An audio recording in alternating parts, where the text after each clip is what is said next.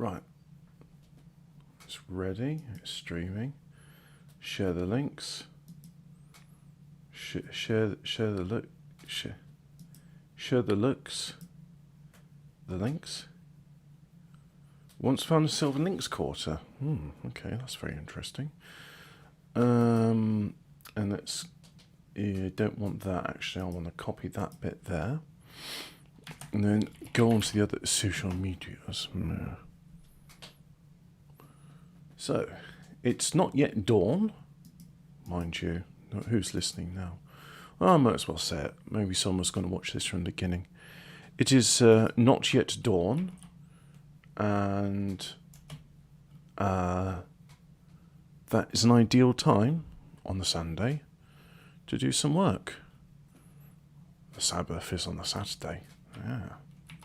See, you take your day off. Take your day off Friday. You know, go brumming around and go to the pub, have a lie on Saturday, do what you do, and then Sunday work. And that way you don't dread Mondays because it's just another day. Anyway, so that's all the links shared out. Good morning, because it is morning where I am, and welcome to Euro Truck Simulator. And look at that, someone's starting early. Already got one viewer. Well, you're in for a treat. Let's just deliver our morning bread. I say you're in for a treat. You're in for a typical show, which is to say, me talking about whatever tickles my fancy as I watch the dawn happening. So, let's go and select a job, shall we? Go to the... This game contains unauthorized modifications. No support is available for modified games. In case of problems, crashes, try to remove your mod packs. But I like my mod packs. Actually, two things. One, I've got the money, so let's go and buy a garage. Set the sat-nav for saying that's 200 meters away. Anyway, so let's go off.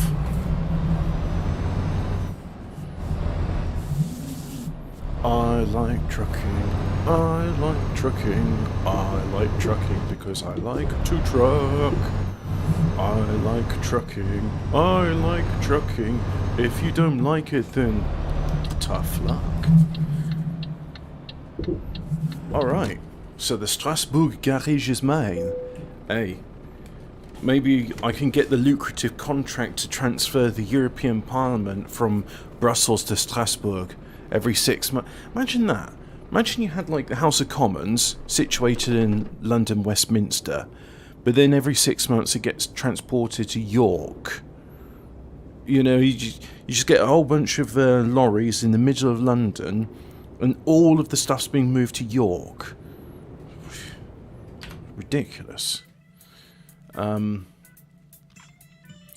wait, no, this is not the place to buy it. Actually, it probably is the place to buy it, but I like doing it this way. As I'm here, go forward a bit more. I wish to purchase this garage. So let's reverse a bit. There it is. Buy it. Yes. The garage is now mine, but that's not good enough. So if I go to Garage Manager, let me see, we've got all of these properties already. Oh, how did you get that when you've only level 17? Surely you can't have accrued that much money. Yes, that is correct. However, I'm very pleased. I've got cloud saving on this one, so if ever I reinstall Windows or Linux on my computer, I can just very quickly... Oh, I don't have anyone in Nantes. Well, okay, I'll upgrade that as well. I'll fix the situation. But yeah, I did it once before, and I got really far into the game, and lost that save, and I was like, oh, I can't be bothered. Just gave myself an injection of 10 million euros to start with, so I could have a couple of garages. Anyway, so I got 16 million euros, really don't have to worry about much. So yeah, just get out of that. I'm going to do some administration. Because after all, it's early morning. You may not want to immediately go on the road. You may just want to, do some paperwork. Fill out your ATA carnet documents, your letter of attestation, sort out your travel insurance. Go to the weighbridge to make sure that your payload is not exceeding the road rates. You may even want to do some of your driver's vehicle qualification, which needs to be updated every 5 years. After all, if you're going to be a commercial driver, it's your job to make sure that you're up to date with all of the functioning of your job. Anyway, let's refuel my my vehicle. Not the cheapest diesel in all of Europe. Currently that's in Luxembourg. Although I'm sure with the addition of the Baltic states that may change in the future, because I can't imagine Turkey pays more for fuel than Luxembourg. But that is why... there we go. And the LEDs inside my computer flashed green when it filled up. So anyway, that is done. Now. Let's do driver manager. So where am I? I am in the Volvo FH Classic in Genoa. I want to relocate me to Strasbourg. Actually, I don't like Strasbourg, so let's go in... where's Nantes? There's Nantes. Yep, I'm going to be on the Bay of Biscay. So relocate there. Please select an available slot to continue. So I was in Genoa. Okay. Right. And truck manager. Let's do that as well. So purchase from the truck dealers. Yep. Buy from that one. So if you're watching now and you're wondering, hey, you're not driving Hobbit, what's this? Well, I've just bought 2 garages. Or correction, I bought one, and I noticed my garage in Nantes, near Brest, was unpopulated. So I'm going to be populating it. Scania S or Scania R. What's the difference between Scania S and Scania R? So that one's got a 520 horsepower engine, 600 litre fuel tank. Yeah. This one, same axle configuration, 500 horsepower, 600 litre fuel tank. Well, let me have a look inside, because the interior often forms my purchasing decision. Okay, we've got sat-nav there. Yeah. Got ourselves a drinks holder. I mean, this is quite a nice interior. I like this, so... however, I really want to see... not sure about that screen. I mean, I quite like having a lot of clearly defined details. So, right, so that's the Scania... the Scania R. Let's have a look at the Scania S. It would be really nice if I could see it when the screen is on. Well, that looks like a very similar thing. So... there's a different livery inside, there is that. And let's have a look at the Scania Streamline. So let's have a look at that. Let's go in the interior. And... you see, that, I think, is a clearer screen. So... well, what if I buy... the Scania Streamline for Nantes, and if I don't like it, then there'll be a Scania S for Brest, Strasbourg, I should say. Anyway, so let's make sure the cab is a top-line cabin, yeah. And then 624 mid-lift, so that guy provides some extra steering. Yeah, okay, I'll do that, yeah. 520 horsepower engine, because why not? Let's see, 12 speeds retarder. That one's got a bigger differential, so I think that means when in 12th gear it'll be a lower rev range, so a bit more fuel efficient. So let's go exclusive. Exclusive livery or exclusive that? Dark or beige? I like beige, so I'm going with beige. And, oh look! There we go. We can have the Scania livery. Oh, hang on. Apply color preset. Same color preset as my Volvo, but doesn't really make much difference, does it? No, it doesn't. Oh, well, anyway, bright yellow it is. Ah, Grand Citrine Metallic. Hey, how's about that? Yeah. Okay, and let's fit it out with all the bits which are necessary. So we shall have some Michelin. You know, normally I just go, oh yeah, Michelin X-Line NGF. That's A-rated for efficiency. And it's got B handling in wet weather.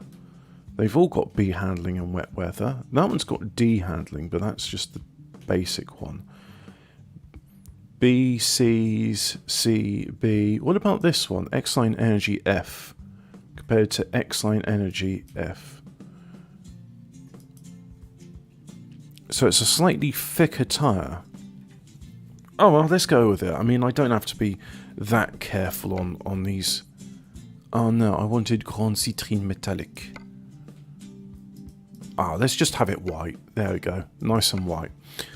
And this is a very important part of purchasing your lorry. You have to make sure that all the options are as you want. So let's have a Titan. No, let's have a Scania plate. We've got Scania. There's a Scania plate. There, nice and simple. Now we just put in some painted wheel nuts, and I'll paint those white. Oh, it makes no difference. There we go. Have them shiny and chrome. That makes all the difference. So, oh look, it says V8 on it. So if you're watching this now, and you're wondering, what's going on? Well, I've just explained a few minutes ago, so be patient. The driving will happen. It's going to happen. We're going to do it. Oh yeah, can I have a custom paint? Yeah, I don't like that white. I want it white. What do you mean I can't have no Scania plates on it? Well, what does that look like? Yeah. What about that one? And can I have that in that colour? Yeah, that looks alright. I think that looks pretty boss, if you ask me. Oh look, there's the Scania. Scania. There we are. Just to make sure people know it's definitely a Scania. This video has been brought to you by Scania. Scania endorses everything I've ever said at any time, at any point in my life. Yes. Brought to you by Scania. Fuck you, I'm driving. I need to watch Idiocracy at some point. I tried to find the DVD of it, but couldn't. What's this? Michelin X Multi-Way? What was that? I mean, it's D-rate D, so it's not good for fuel, see? And it's an expensive one. And it's noisier than the others. Is that supposed to be like, what, good for building sites, maybe? But anyway, X-Line Energy F, I think is what we got different. X-Line Energy D2. Right, let's go to that one and just find out. Good morning, if you're watching this now. I'm carefully considering what lorries I will have in my newly purchased garage in Strasbourg. So that's the X-Line Energy F, the 38565. So this is 315. Oh, it's a different wheel configuration. So I can't have the well, anyway. That one there is A-rated. That's the one which does the majority of the work, because these are rear-wheel drive vehicles.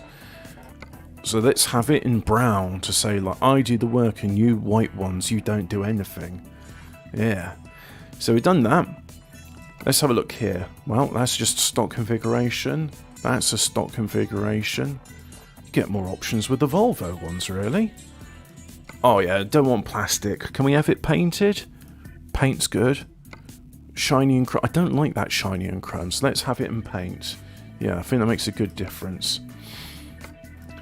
And as I speak, it's not yet dawn, the sun hasn't broken, but I can see it. It's a very misty morning out there in the twilight. And, hey, what's this?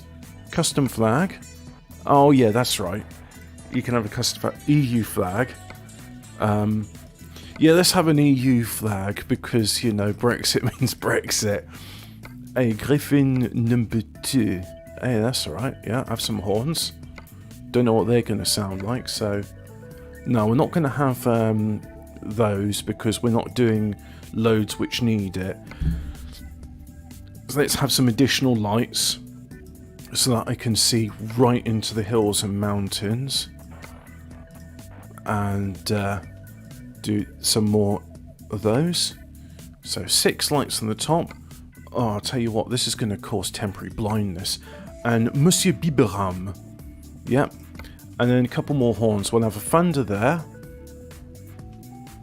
Yep, that's not touching the lumens. That's good. And we'll have the corresponding thunder there. So we'll have thunder. And then have we got some... A screamer, that's right. This is very important. Oh, look, I already have some lights here and here. Can you see? Let me just have a look, because I haven't got OBS on that one. There's me. Let's see if it actually displays my cursor. Yep, you can see my cursor in the game. So look, I've got a light there and a light there. But anyway, so we go to this bit. Mirage, Sting, Viking. Or if I just go to the stock one, it's that. Well, the stock one gives me more lights. So we'll go with the stock. And, oh, I can have another flag there. There we go. Poster double, which is customizable, so you can have your own poster. What's that saying? Can't see, can't read. I'll have to read it another time. Ruler of the road. It's king of the road, but yeah, okay, we'll go with that.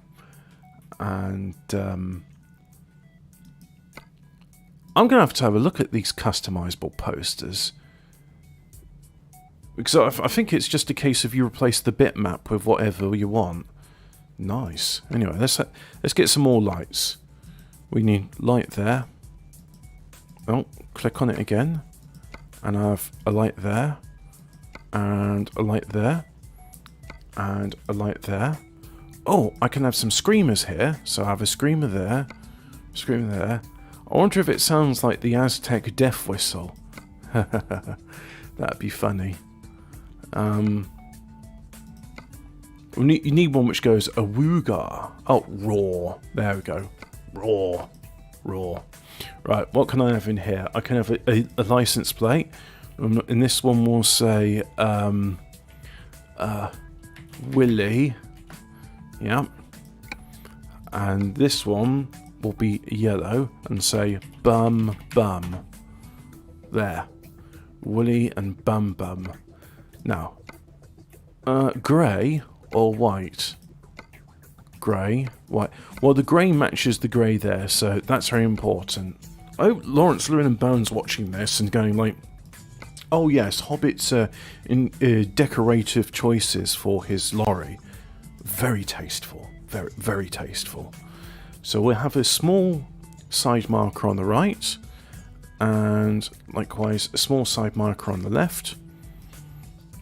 And then we'll have an indicator there, and an indicator there, and finally we'll have just some lights on the skirt as well. 'Cause I want this vehicle to be highly visible. I want people to know their doom approaches. And that's something my Volvo didn't have. That thing there means that when I'm driving, I can look there and go, that's how close I am to the curb or the wall or wherever it is. So anyway, the interior. Let's get this done right. So this, let's have, I prefer that livery. Oh, but that one's got leather on it, like my steering wheel. That's comfortable. Yep, I'm having that. I know it's only pixels on the screen, but come on, we got to... And you can have Coca-Cola Light and Coca-Cola Zero. What's the difference? Well, one's in a grey can, and the other one's in a black can. But no, I'm having... No, that's not it. That's the one. Some rusty lemonade. Yeah. Oh, that pizza. Oh, that's greasy. Oh, it's just like my car. It's got some window lean. Oh, Amiga format. Yeah. Amiga's better than Commodore. Yeah, nice. Lezet, what is that?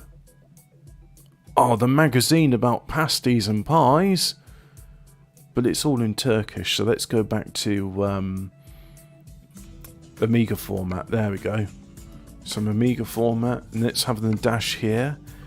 I want to just have some various items. We'll have some polos, because I like polos. Oh, do you like a polo? Pants off, leg over. And we'll have our Carnet TIR, my 88 Garnet. Oh, Petit Beurre.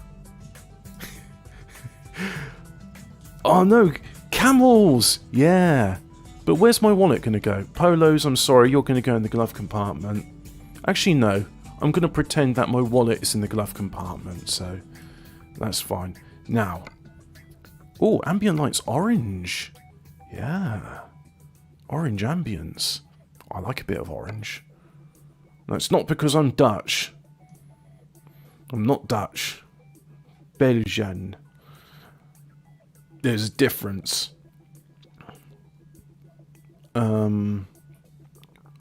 Oh, yeah, just... No.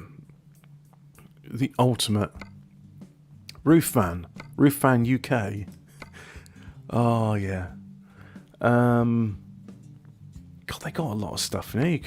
You could have a Lambda shuttle, yeah. You can have an X-wing.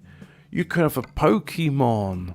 Hey, I like that. It looks like you know, one of those Chinese dragons, which they have the thing.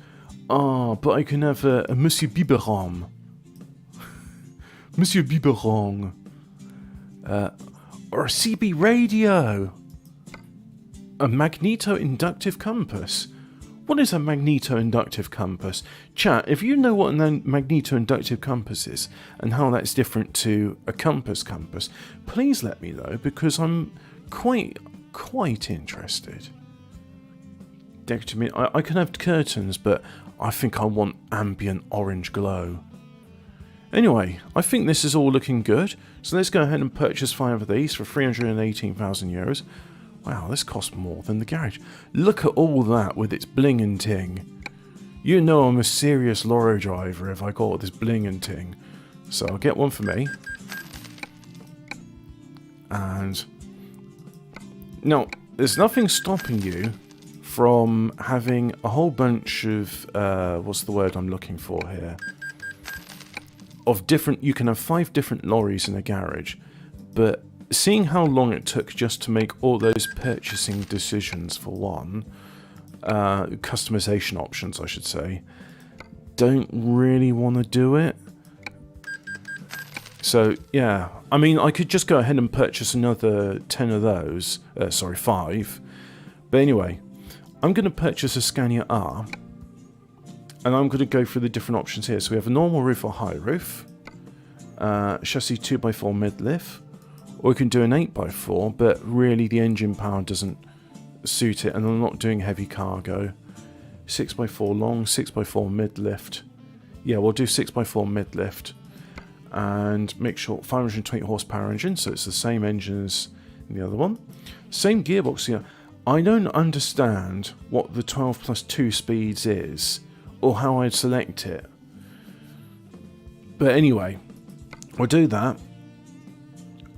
And oh look, we got some wood veneer, or is that wood paneling? Light wood, and what's the V8 paneling? Well, the V8 just replaces the wood with the red stuff. All right, let's go with red stuff. Yeah, let's do that then. Paint job, cardinal red metallic. No, I think we do a bit scales of might. What if I do? So this colour, I want it to be red. Can I do red? Right, there's a red. Unless I don't want to be blue.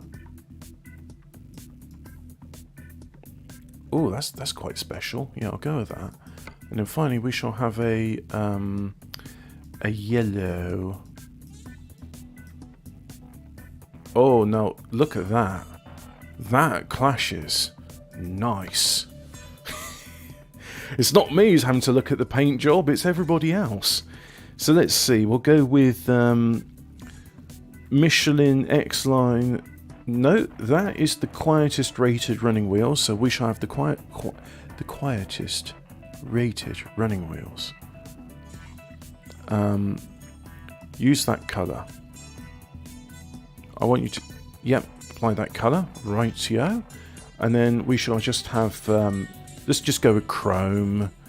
And then this bit, where's, there is Scania. Right. Oh yeah, that's very nice, we'll do that. Elegance. Paint V8 and stock 2, yeah, that's good. Make sure we have the same wheels here. What's the quietest? 69, those are the most quiet. I, for some reason, have some apprehension over pronouncing that word, like I've lost the ability to pronounce QU. And have a Scania, because I definitely want people to know that this vehicle is a Scania. And where's the 69 dB one? There it is. That makes a whole decibel of difference. Well, you know, I'm being courteous to the road users. And I hope my other drivers, which I hire, will be courteous to the road. So we'll have chrome in there. And vanity. Because I'm so vain. Oh look, we get a bit more options with this one. So we'll go... Yeah, look at that. Now that is an unusual thing. I don't like the cyan blue, so am I going to spend some time... I think I will be spending time modifying that. But anyway, have some ninja paint in there. And stock chrome. Okay. Oh yeah, chrome on that one. And let's just make sure... Yeah, we've got some lights in there, that's good. Got some lights there. Won't bother with any... Let's just have a basic ball bar. Lumen chrome. And it's a Scania, yep.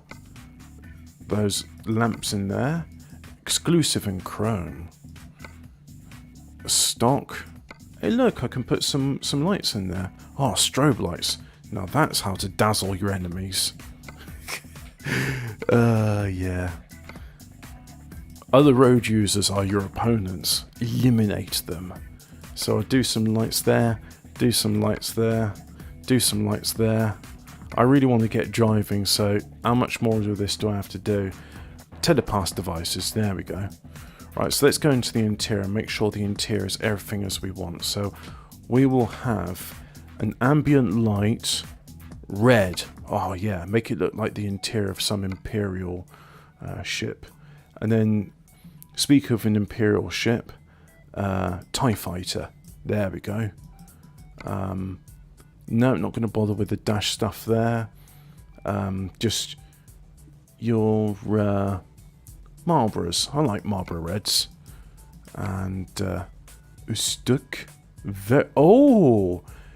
So you get some underfloor lighting. You know what? I think I might like the R spec more than the other spec. A sleeping bag? Yeah, you might want a sleeping bag. Although that should be stocked under there, so no, we won't have that there. We shall have hand delivery cargo boxes. A backgammon board. Oh, I love backgammon. Seriously, if there's a pub with backgammon in it, I am playing it. And if people don't know how to play it, I will teach them. It only takes about 5 minutes. But anyway, that's it all done. Confirm. And then let's purchase that. And that will go into the garage in Strasbourg. So let's try out these 2 new lorries. I'm not going to hire any more drivers just for the moment. Not until I've ridden both of these vehicles to compare them. So, Strasbourg.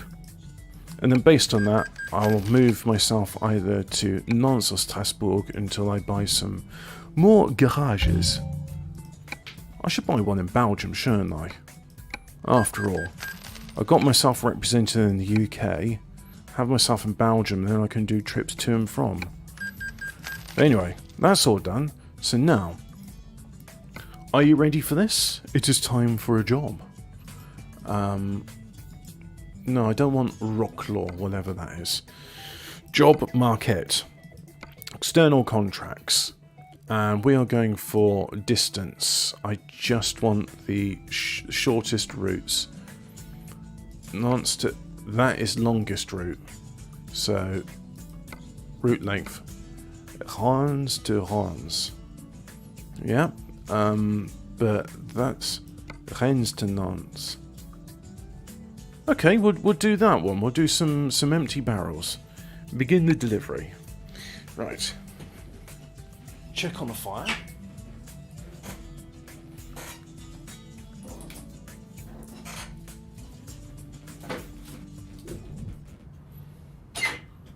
Log on. Do I have a button?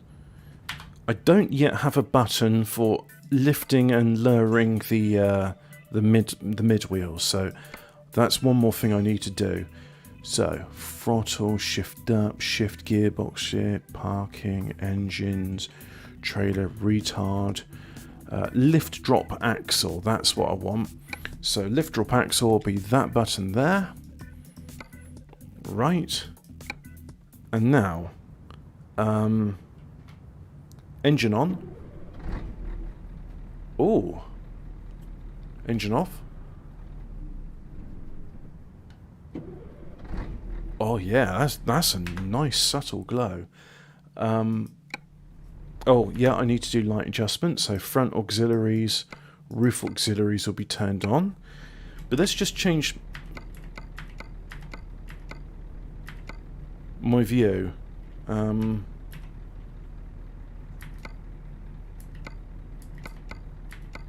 That's the one I like.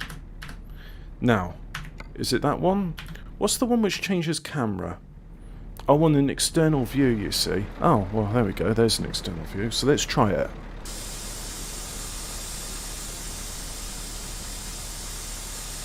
Right, so that's lifted up.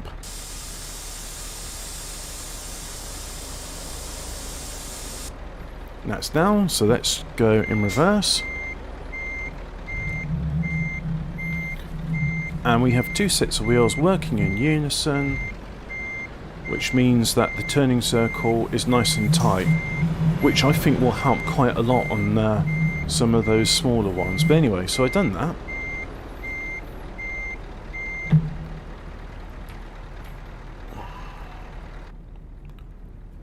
Now let's have a look. What information can I change? Oh no, that's not information. There.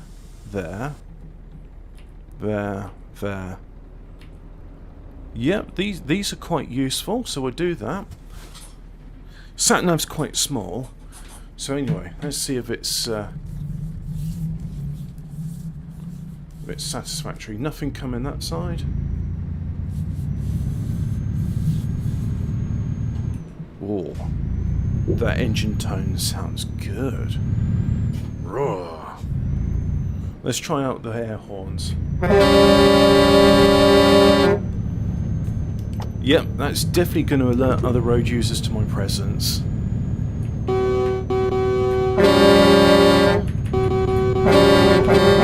Oh yeah, that's definitely not musical. Oh, but listen to that engine. I think I could be happy listening to that.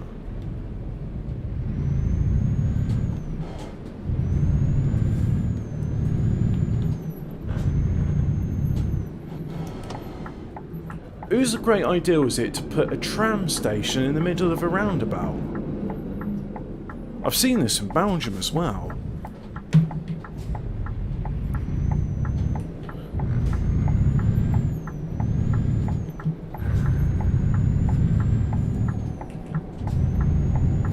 Brum, brum. I like the indicators as well, nice muted sound. Yeah, this is quite a nice lorry. But at the same time, the interior sidings on the other one looked very nice. No, not that one. Actually. Yeah, that's the one. Just angle it so I can still see the sat-nav, but have maximum viewing of the road. Yeah, that's what I need.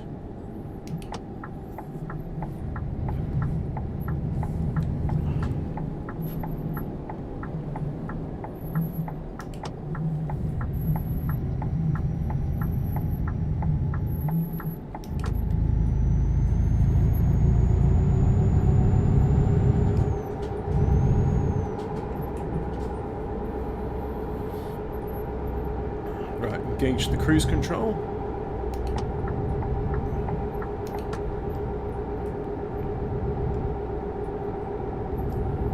And let's have a look at some of the information.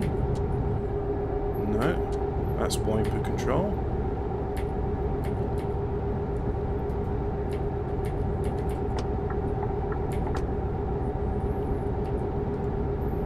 Cruise control set to that. There's the engine speed. And that's the turbo pressure.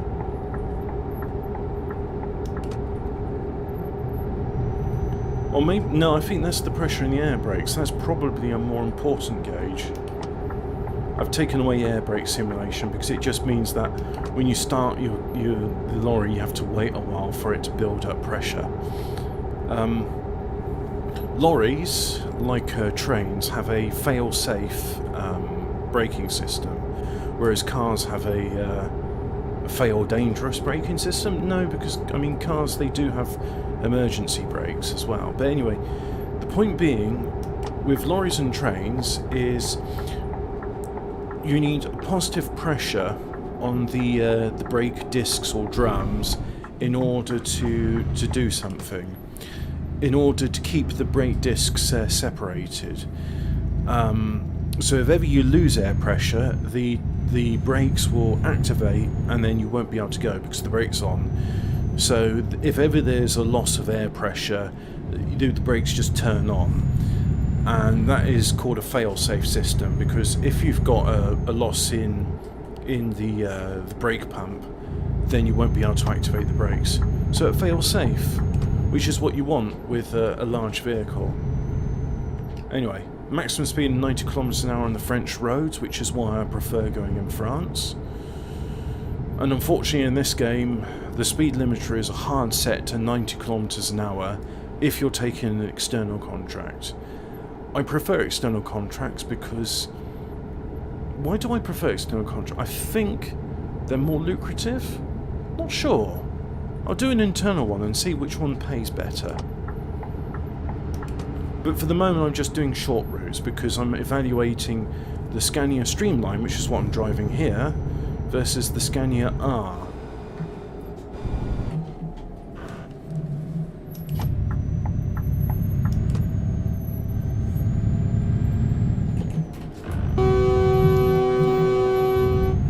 Alerting him to my presence. I think there's a system in France as well as other European countries called prioritaire à droite, which means priority to the right. And as you can see, oncoming traffic comes from the right, so you're supposed to give way to it. Whereas in the United Kingdom we have a system where if you're on the road, you have priority. People coming into a junction always have to give way to those on the road, which, call it cultural bias, I think is a superior system. However, I can understand the merits of giving way to those on the right, and really it's just a case of where you're brought up. But mind you, I would say the Continentals have had to acquiesce to the idea that if you're on the road, you have priority, which is why you'll see many roads when you're driving which will have a orange diamond with a white background. And I asked my family, I said, well, what does that mean? Tell me what it means. And they said, that means you're on the priority road. Right, and what does that mean? Well, if you're on the priority road, you have priority, so you don't have to give way to those on the right. But actually, at the same time, it doesn't matter. There's been a few times before where... Hang on, let's get this lined up. There's been a few times when I've been driving on the continent, and I've come to a junction. Without thinking, I give way, because, hey, it's a junction, give way. And then the other driver will stop, and then they'll wave me through. And I'm not lined up. So, let's go forward a bit. First gear. Let's go back a bit. That's forward.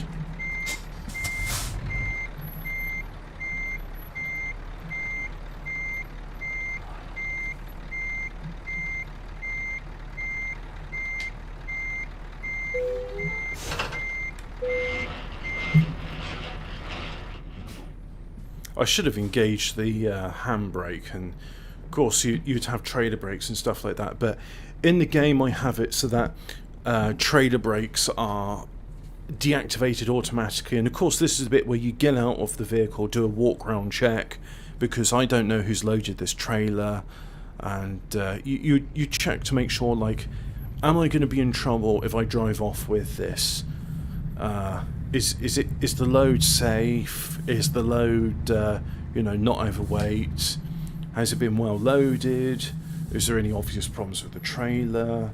Have I secured all the wires from the tractor unit to the trailer so that lights and brakes will work? But welcome to Euro Truck Simulator, not Euro Truck for real.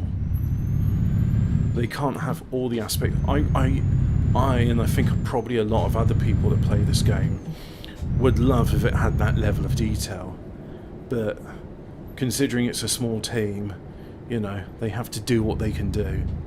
Anyway,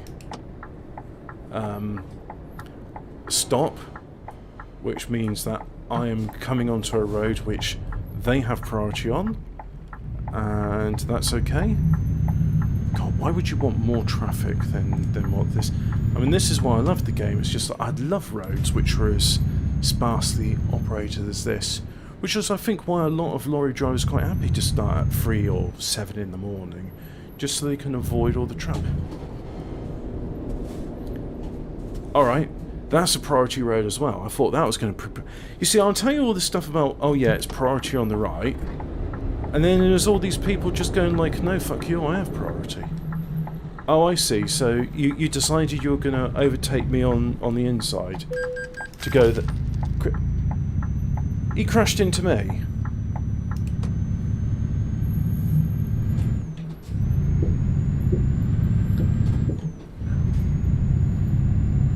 Ho-hum.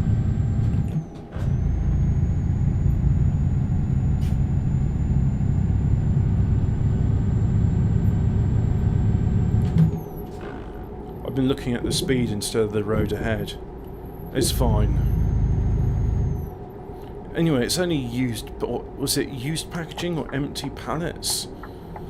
It's not a fragile load. Too fast.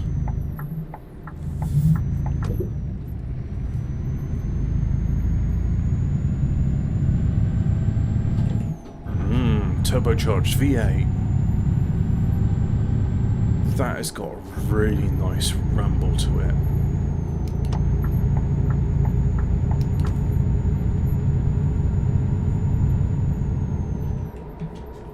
Right, now I can relax. Back to Nantes I go. And that green light there, I assume, means that I have the wheel lifted. Yeah, it looks like a wheel lift symbol. I'm not familiar with it.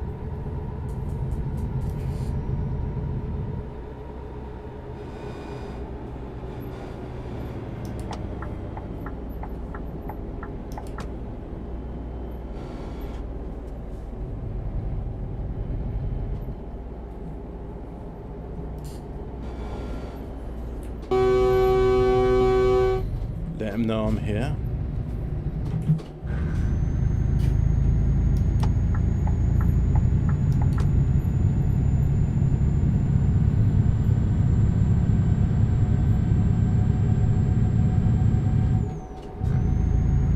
And he's overtaken. There's no way I'm going to catch up to him.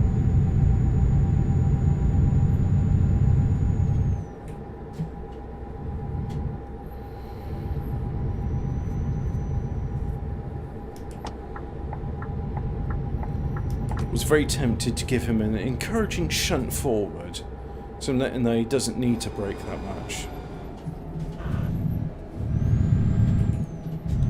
When you're the king of the road, sometimes you have to tell the peons what to do. Yes.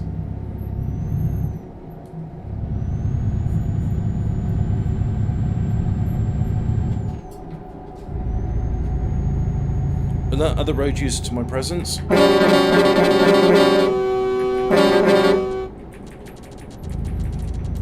Now he is alerted to my presence.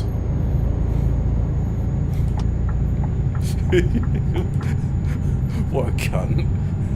I would never drive like this in real life. Right.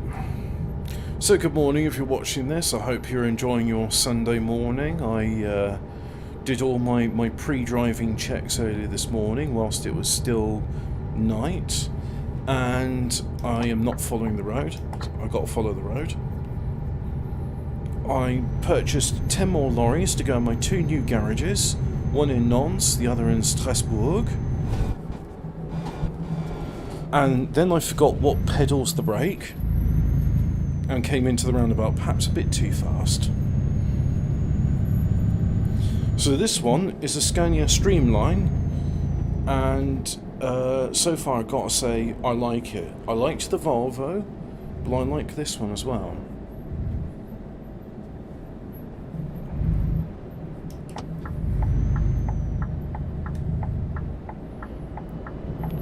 Oh, I see.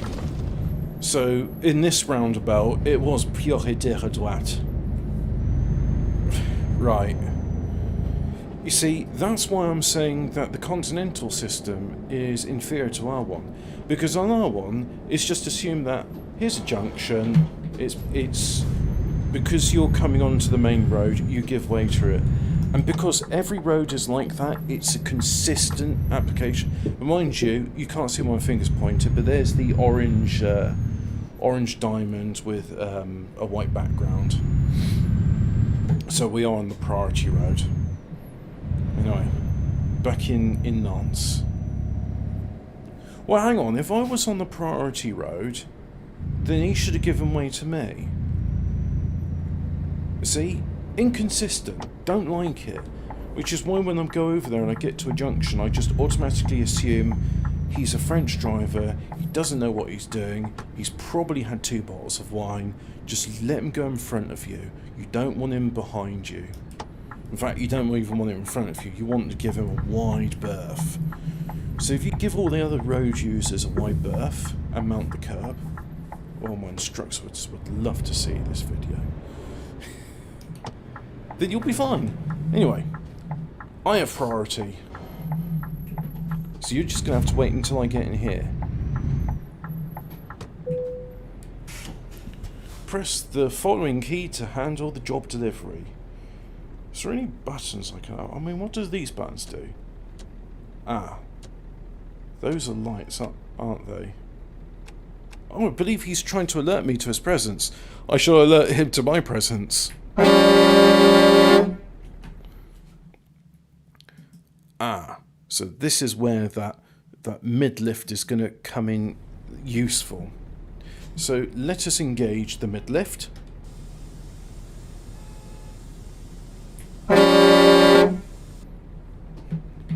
Right.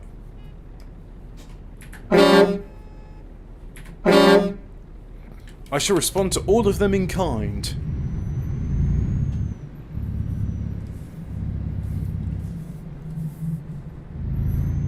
So I've got the both sets of steering wheels engaged, and it wants me to get there behind that trailer. So I'm going to do a U-turn and I'm going to reverse it in, because it's not as if I can go forward now, is it?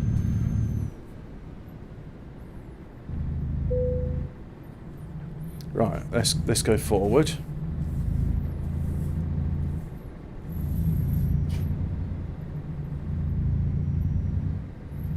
That's got a nice purr to it. That's the important thing. I mean, it's what you're listening to most of the time, right? You don't want to have an engine which is going all the time. You want one of these.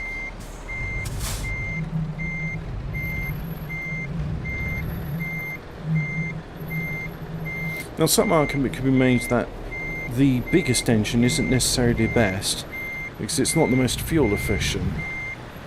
However, you will be limited on what loads you can carry. Right, so get in there, and then now. Do it now.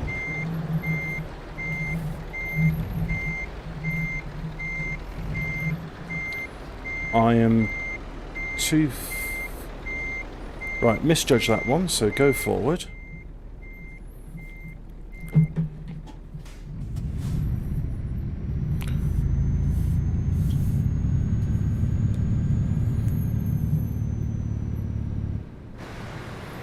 Let's do that again.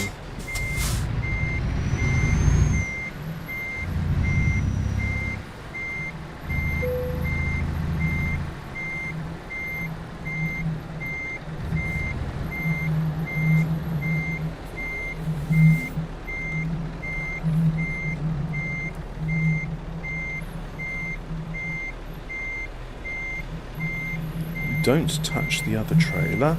Don't touch it. That's going to touch. So go forward. Actually, look all... Oh no. I turned my wheels without moving. That's a cardinal sin. That's how you ruin your tyres. This game was made for autists and germs, or do I repeat myself? Yeah, it's redundant. Saying autistic germs is like saying pat testing. Portable appliance testing. Anyway. That's a better angle. Is SCS Software a German company? Because SCS Software makes it. Don't know. Or that. Oh, look. If I go forward just an inch... Sorry.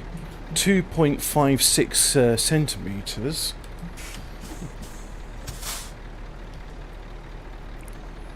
And take those off. There we are. Gone for 2.56 centimetres. So now I can decouple the trailer. And there we go. That's alright. Okay, so that was the Scania Streamline, which I gotta say I like. So that's a good sign. Let's buy one driver, or hire a driver. You can't buy people. Well, actually you can. You can go to Libya and you can buy, in quotation marks, people for about 200 euros each. So anyway, recruitment agency and hire a driver and no, yeah, you don't look rapey, you look noncy, so that's okay. How would you like to live in Genoa? Oh, but I am from England. Yes. Martin Fyodor, you should go. Look at all those women there. Oh, Pierre B, you're hired. Just give us a firm handshake, say no more. And Vladimir H, yeah, you look trustworthy. Just try and keep your heroin consumption on the weekends when you're not working. And let's hire a bunch of drivers in here. And he looks good. You can work. There we go. And Finlandia. What is that? What sort of name is Finlandia? Anyway, so I've done that. Now if I go to, is it Garage Manager? Garage, what do you call it? The car hold. Drivers, that's what I'm looking for. Strasbourg. I have to assign drivers, so it's Driver Manager. So let's see. Player. Reassign. Relocate. Into Strasbourg. Right. So now I'm relocated into Strasbourg. Do I have the Migrant Crisis DLC? Well, I've been through Calais a few times and I haven't seen the tent city there. Although they said they are remodelling Calais to make it more authentic, so I'm not sure if that's gone through live. So let's just have a look, get an external contract. And we'll go for route length. So Strasbourg to Mannheim. Ugh, I'm to go into Germany. Ugh. Or Stuttgart. Let's go to Mannheim then. and deliver some ashes to Mannheim. Yes, carbon black powder.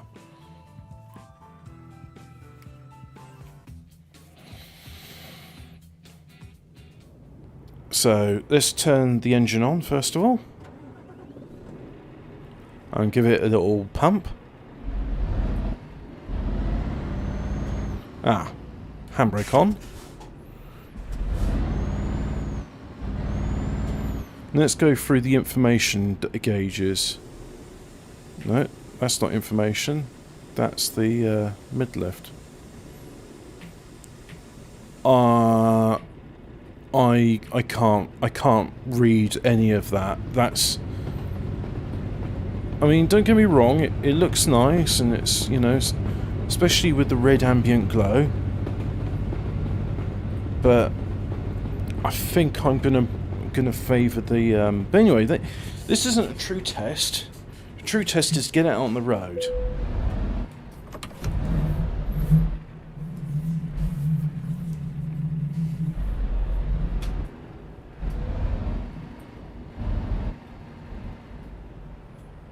And have a look at the... Oh dear, I've stalled the engine. I forgot to engage the clutch. Am I going to touch the wall? I'm looking intently at that mirror. It's close. Inch it forward a bit. Sorry, 2.56 centimetre it a bit forward. After all, we're in Europe, we must use metric measures. That's going to touch.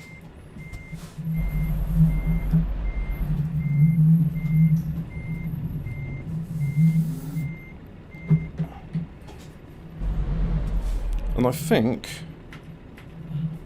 I've got my, do I have my,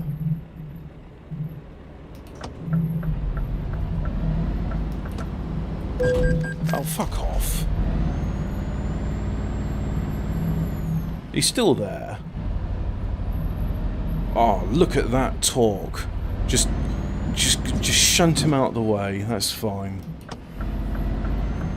Now that sold me on the efficacy of this tractor unit. It's just, you know, do drivers annoyingly get in your way when you commit to a turn? Just push them out of the way. Teach them that will not be accepted. Oh yeah, I think I've got both sets of steering wheels engaged. Alright, so here we go. Get some of this carbon black ashes. What does Germany need ashes for? Haven't they got enough? 80-year-old joke.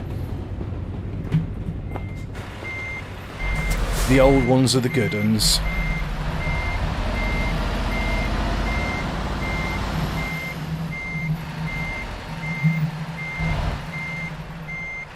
Oh yeah, I was going to change that paint job. The cyan looks really awful.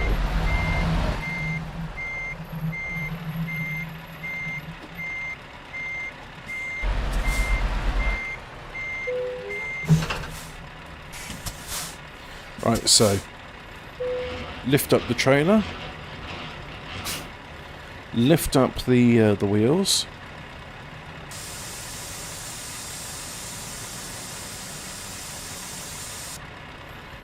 And now proceed onwards with the journey. To Stuttgart. To Germany. To Germany travelling. I like trucking. I like trucking. I like trucking and I like to truck. I like trucking. I like trucking. If you don't like trucking, then tough luck. It's 50, but I can't see what speed I'm doing because the... Ah, that's a point. No, that's main beams. So I'll just engage the side lights, and now I can actually see it got some illumination on the dials. Hey, that's only a little touch on the curb. That's what it's there for. Oh, that's not enough torque.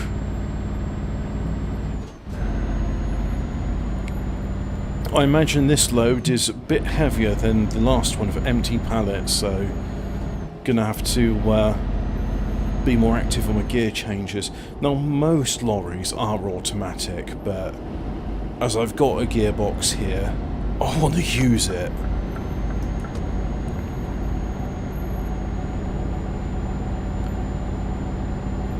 So I'm in 10th gear?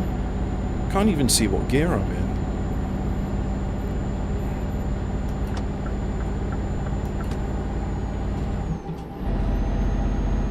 Struggling to get to speed.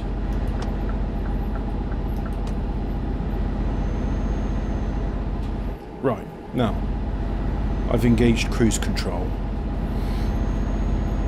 So I assume it's saying that it's taking me 74.5 litres to do 100 kilometres. But those numbers are so bloody small I can't make them out. Now I suppose this could be an argument for getting a 4K display in the future, so that I'll have greater resolution. I may well do so. Or, as they've also got good resolution and refresh rate and have head tracking, I may get myself a virtual headset in the future and do that. But those are all options. They're all options for when one is earning money, which I am not.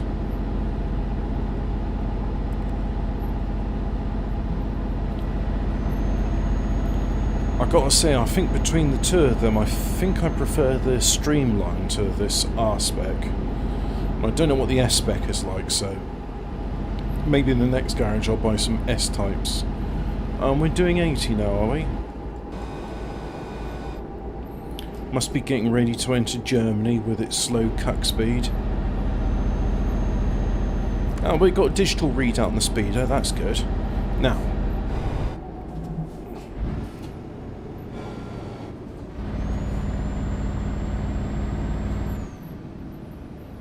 open for me, open for me, open for me. Thank you.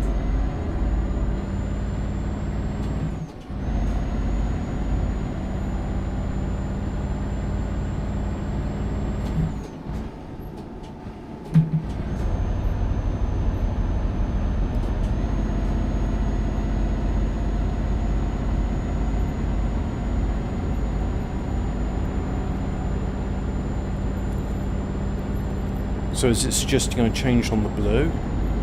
I wonder what the blue band indicates on this. Who knows? All I know is I'm going faster than that lorry. So I shall overtake it and alert him to my presence? Ah, I don't have any air horns, just the standard one. Oh yeah, that's the point. Enable the front auxiliary and the roof auxiliary. That's better. Brighter than the sun. So just put our way into Germany. Put. And yeah. Well, I can tell you now, based on just the engine tone alone, if I wasn't looking at any of the instruments and just basing on how it sounds, I prefer the Scania Streamline to this. I mean, you'd think with the same engines they'd sound the same, but I'm guessing there's a different exhaust configuration, maybe a different forced induction, but this has a noisier sounding engine, and I chose the quietest running wheels I could. If I stick my head out the window, which is inadvisable, but yeah, don't like it. Hey, look, there's my TIE Fighter bobbing along. Brr, brr, brr, brr. It's nice it's got that sort of physics simulation in it. Oh, do you remember when physics was a new thing with Half-Life 2 and there's like, look at all this physics stuff and ragdoll physics because they were really going over the top. And then sort of games over there, it's like, yeah, we like physics, but we're going to make it more subtle. I think it's like when colour was a new thing and Technicolor was just like, we need the most bright colours possible. Real colour riots. Later on, films in the 70s was just like, well, we've matured as a format, so let's have some desaturated colours to denote whatever it is we're trying to do in these films. Can I go in this one? It says telepass.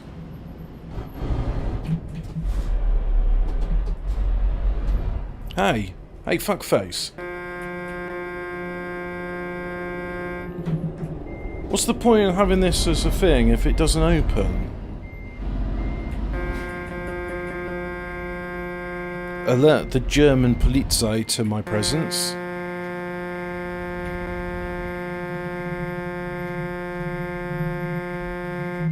There we go.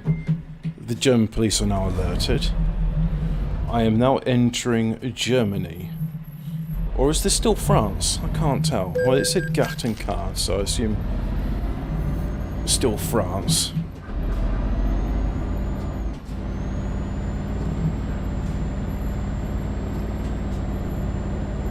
Going through the gears sequentially now.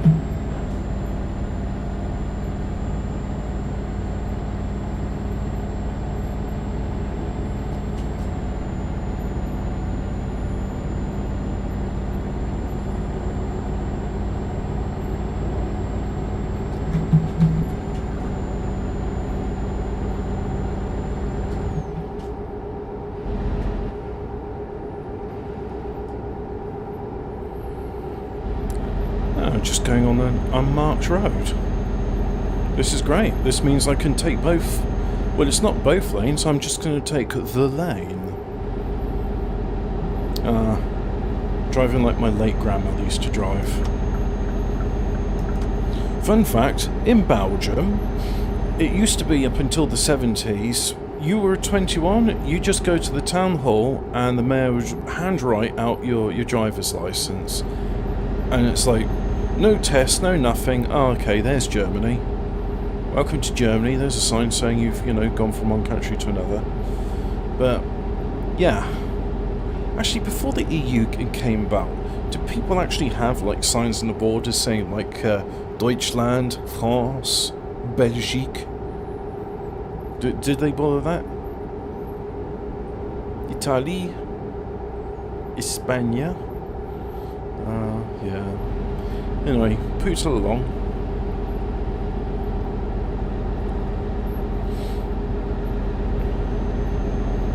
Into Stuttgart.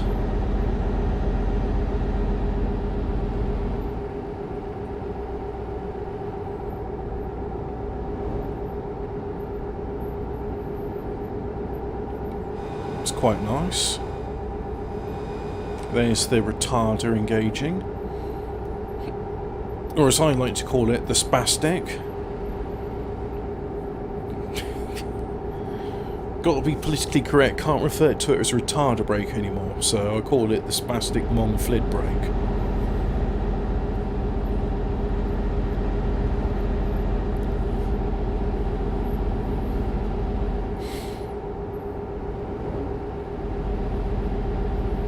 And we see the consumption is now doing an average 49 or 45 or 43.7. I can't make out what it's saying. So yeah, based on the evaluation of these two lorry types from Scania, I'm going to go back to Nantes. That's Nantes, Nantes, not Nantes. Has Jimmy Savile ever been to Nantes?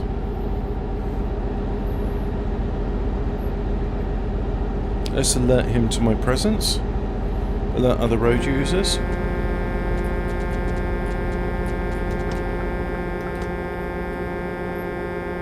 Just keep the horn engaged throughout the entire thing. And let's speed up as well. Just let them know that I am overtaking. There we go. Oh, and they're slowing down. Oh, because of roadworks. Ah, box to that. I'm in a hurry. I don't want to be in this lorry anymore.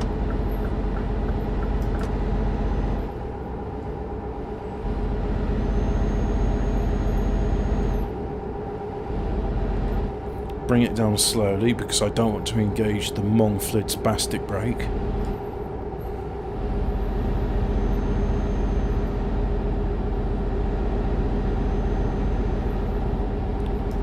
And we're coming up to a real tight right turn junction.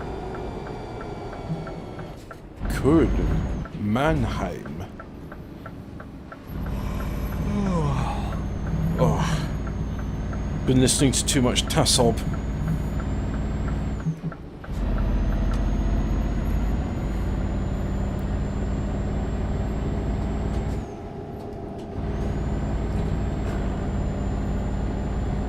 Come on, let's get up this hill.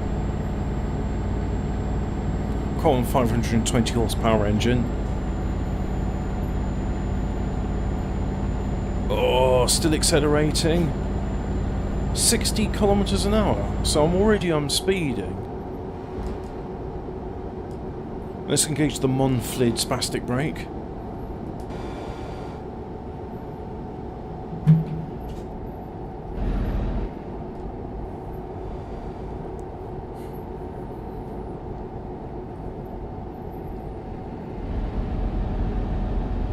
Oh yeah, and we probably need our lights on as well, so let's engage dipped beams. As it is 21:01 hours, or 8 o'clock if you're living in God's own country of England. Oh, Tassob talking about rape gangs in Rotherham again. Yes, please keep us up to date with rape gang report. I wasn't aware it's a problem. Please mention it a few more times.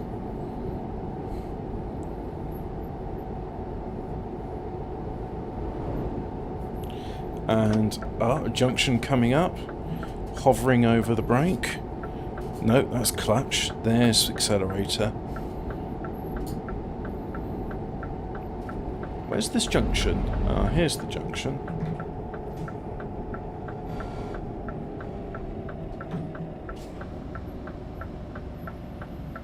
And all looking good. So to Mannheim I go.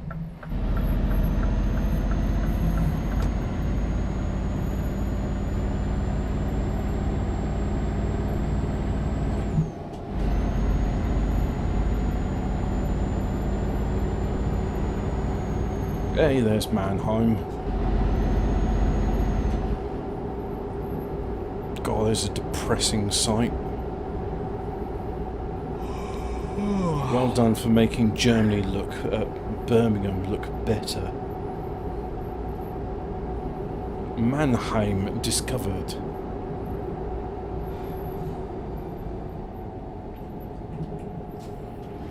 And it is 50 kilometers an hour in our city. You will not exceed the speed limit.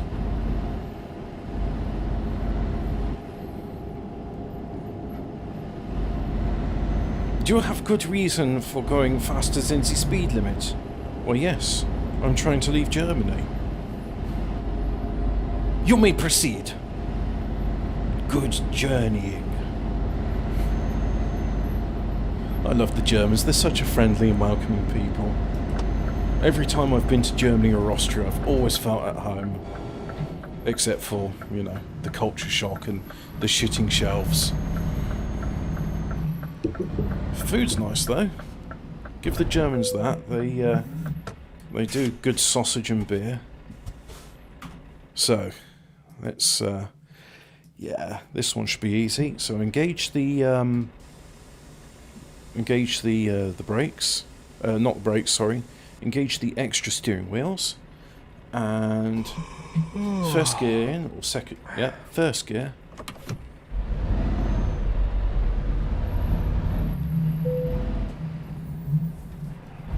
And let's get it into the loading bay before I pass out from lack of sleep.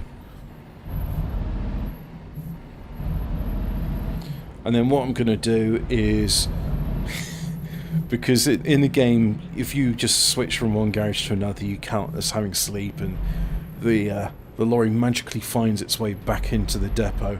I'm just going to assume I've hired somebody to drive the lorry back, whilst I take a train to France.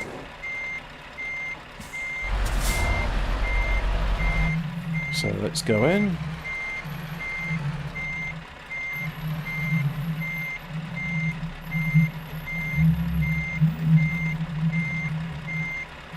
correct the oversteer. Correct it a bit more.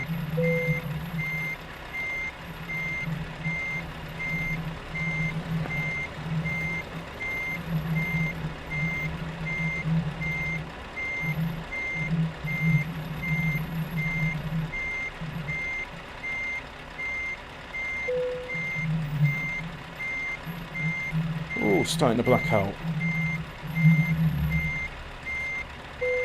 There it is. I'm on the bay. First time's a good one. Right, so I'm having a taxi take me to the train station. I'm going to have a nice long sleep as I ride through the night into Nantes. So, go driver manager, player, there's me.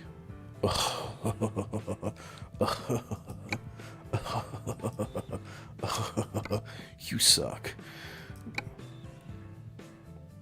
And there we go, nice and refreshed. And driving a Scania Streamline.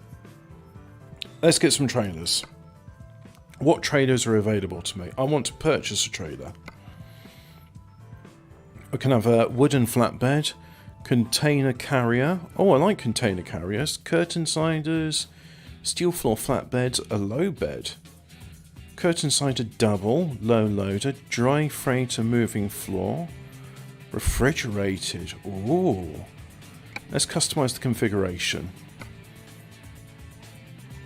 So I can have a single or double. Double's limited to only a few places which aren't France, so we'll have a single. And it's refrigerated. One axle. Can we have three axles, two steerable? There we go. And the colour. Yeah, there we go. We'll have that. Yeah, sure. Have some Bugs Bunny. Very naughty. Let's just focus on the wheel, shall we? Fucking hell. Yeah, okay, let's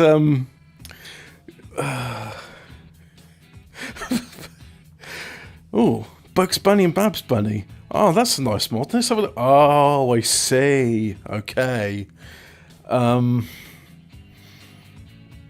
So what am I looking for here?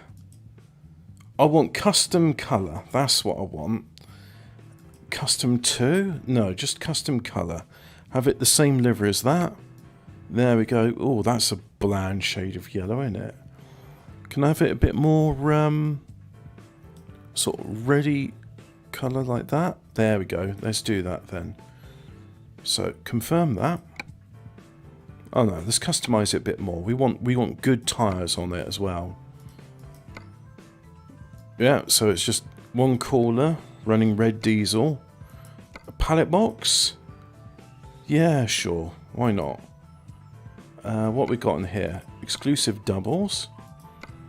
And oh, these are the options. Alright, C-Class then.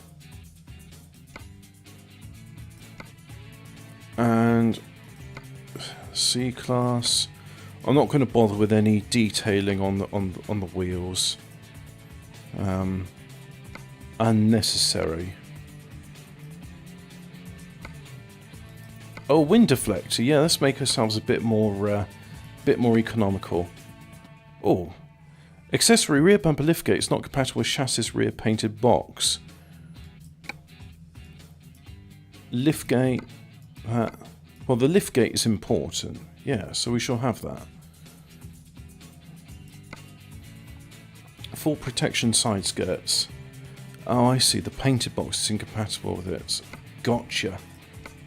No, we're not having mud flaps because we've got lift guard. So we'll have full protection side skirts there as well. No, none of those. And I think that's it for our trader customization. What's this?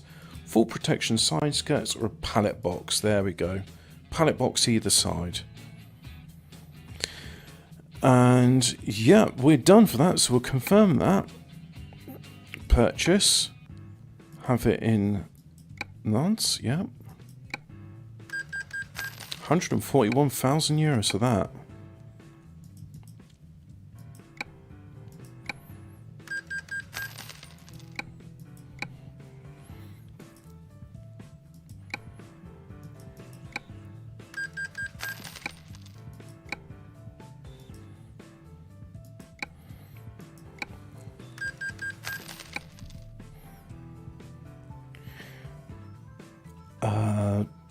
So I wanted some...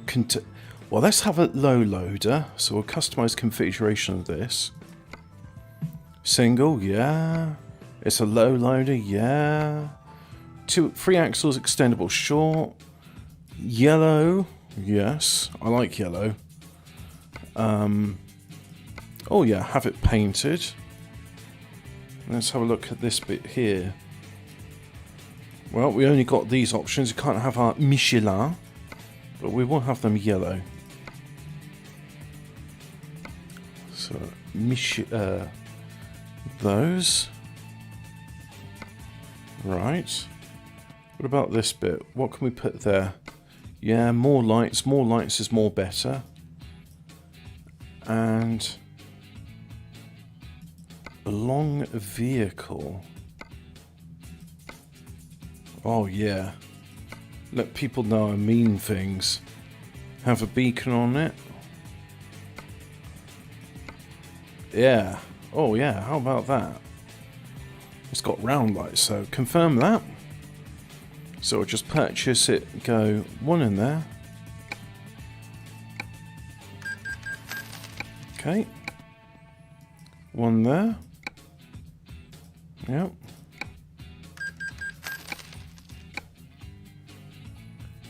And it'd be nice to have 1 there. Did you see what I did there? And we'll have 1 in there. Right, so what else are we going to do? Oh, excuse me. Harumph. I want some more trailers. So I want container ones which just twist lock into it. A food tank, but what about just like a liquid insulated doubles, refrigerated doubles? So that's a low bed, wooden floor logger, container carrier, that's what I want. So it's a single, it's container carrier, and we'll have 3 axles extendable 40 feet. So it can take the shorter containers as well. And yellow, custom metallic colour. I prefer that yellow. So yeah, yellow it shall be. What accessories can we have? A painted box. Alright, painted box. Pretend that's where the fire extinguisher's going. 1 of those. And just, yeah, white will do. Do that. Exclusive LEDs. Oh yeah, you sold me there. I love LEDs. They're brilliant. I don't see... Where's the twist locks on this? If this is...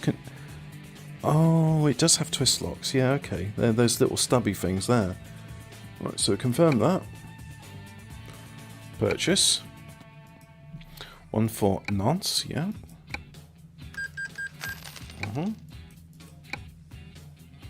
1 for Strasbourg. There. And Dover's a good place for a container.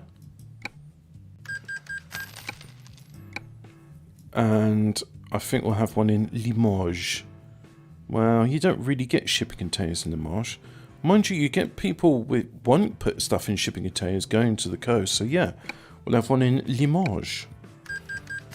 Right, so there's my container carrier.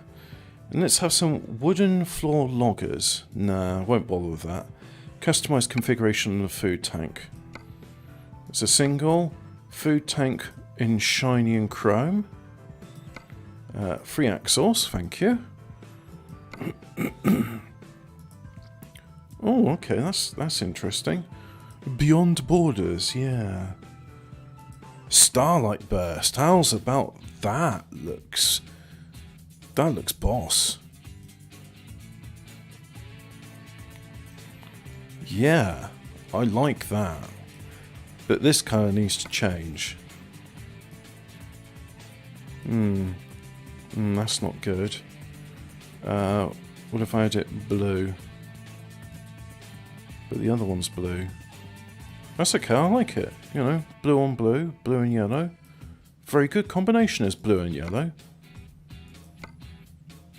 Full protection side skirts and a spare tyre. Yeah, that's good. I'll do another one there. Put those in there. A hose, of course. So this is going to be delivering grain and other sort of feedstocks. Use that. Blue on black. Yeah, that's nice and visible. Blue on black. Blue on black. And you know what? I'm enjoying this so much, I think we're going to have some... Install a site may revert some connect parts and accessories to blah blah blah. Just give me what I want. And, oh, we can have vanity and paint. Blue. Blue. Blue. Oh, blue's not very visible. Blue. And, yep, that. Blue. And... oh yeah, I haven't customised the nuts. All the other truck drivers will make fun of me if I don't have custom nuts installed on my wheels. Let's have it shiny and chrome and sticky out.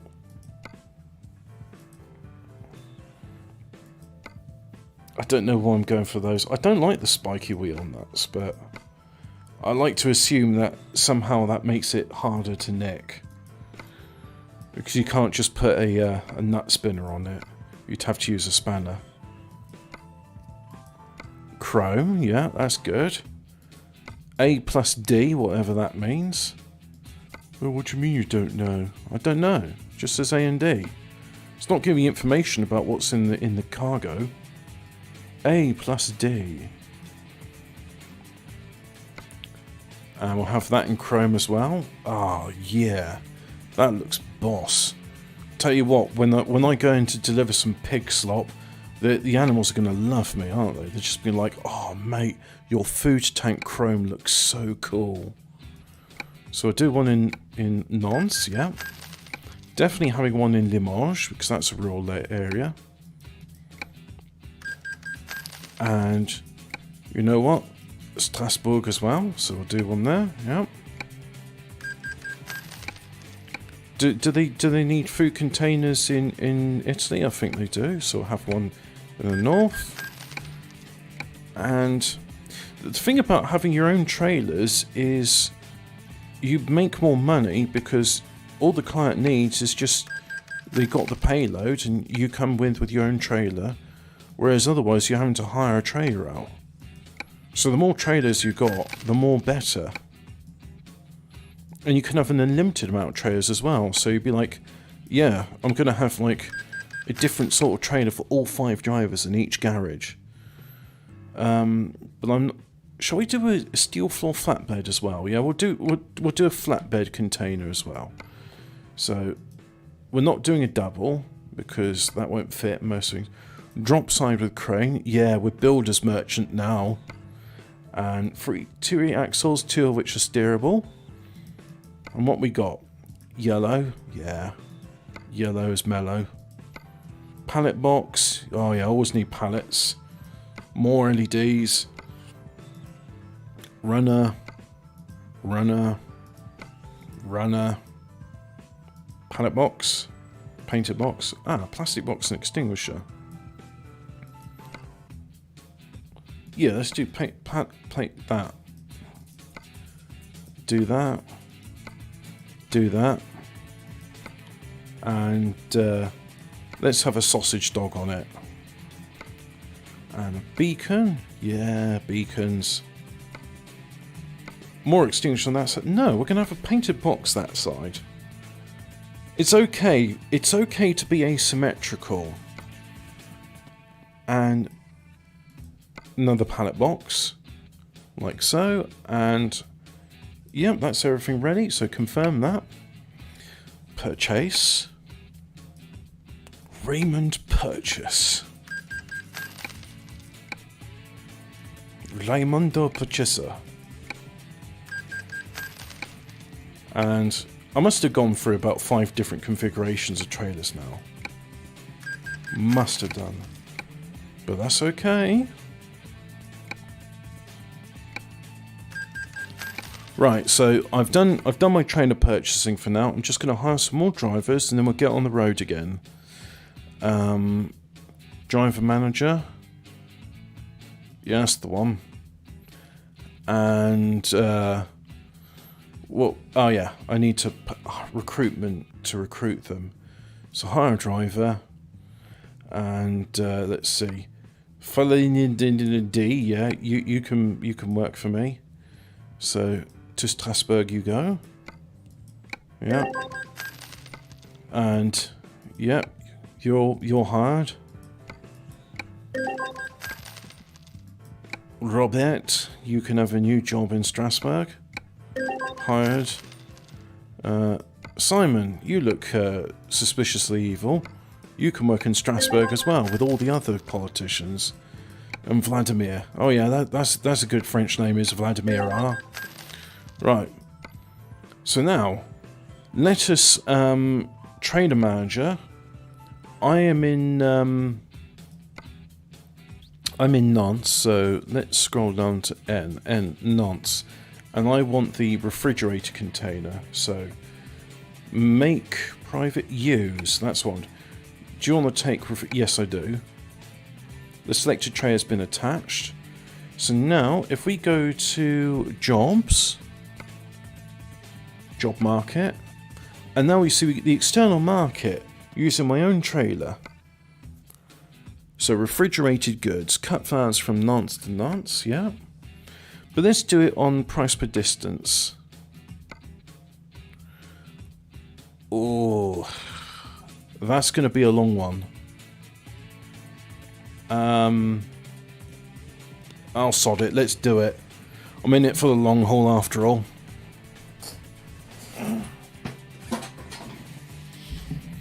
And from this I'll earn 73,000 euros, but more importantly, I'll get a lot of experience.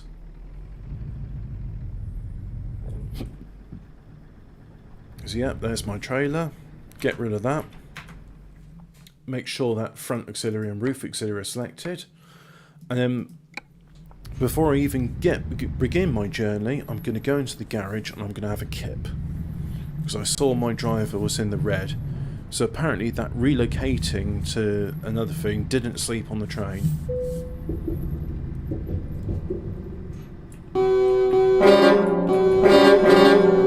Oh yeah. Right, so.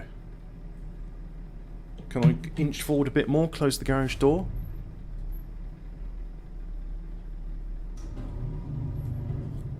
Now both are open. Jolly good. Sleep. And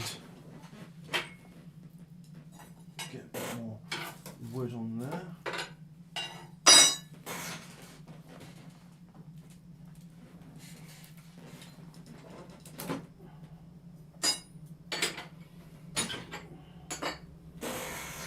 Right, that's that done. So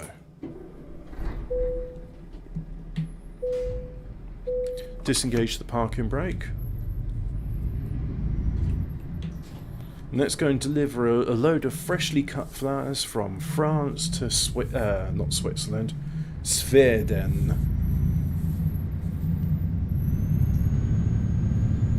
Now we're doing on fuel. We're alright for fuel? Yeah, fuel's fully loaded. Well, I might have used a litre doing all that manoeuvring, so let's top ourselves up, shall we? because it is expensive in Switzerland, Sweden. It was right the first time. Oh, well, that's definitely more than 1 litre.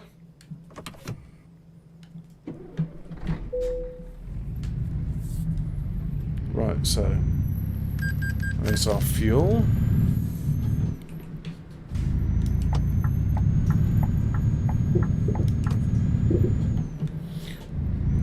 You know, you don't just have a magical pipeline with a meter on it. It's not like gas or electricity or water. You don't just have a pipe going into your garage with diesel and you get paid. There really should be missions like oh, okay, I need to buy diesel for my firm and it needs to go to the garage in Nantes or it needs to go to the garage in Dover. So I'll buy the diesel and I'll buy it from this country where it's cheaper. And so with your ADR trained lorry drivers, you go, yeah, okay, you go to Turkey, you go to, I don't know, Russia or Austria, pick up the diesel, come back with it, and then you unload it. I really think that's one of the features I would love to see in this game, where you get a mission which doesn't make you money, but it saves you money, where you're going somewhere, you're filling your container with like 18,000 litres of diesel. 18,000, that'll be 18 tonnes, won't it? So I think the maximum you can carry is 40 tonnes. Yeah, 18,000 litres of diesel, and it's like, okay, now you've got to drive through all these countries, get back here, and then you've got to carefully line up with the garage so that you can deploy the hose. And you don't have to say deploy the hose, you can just have like one of those, sorry, get in the right gear, engage the cruise control, put my lights on, dip beams as well, make sure I'm in the right road. But I think that'd be really nice. It's like, you don't just like, oh yeah, you got your upgraded garage and you got fuel pumps. The fuel pumps are empty. And there should be another thing that where you can even sort of say like, look, if there's less than 5,000 litres in there, you ADR train guy, when you come back, go on a mission to this country to pick up fuel. You should be able to actually say to your lorry drivers, look, you've got an ADR, you can handle diesel and other flammable liquids. Go to this country where the fuel's cheap, load up on diesel and come and offload some to this station, some to that station.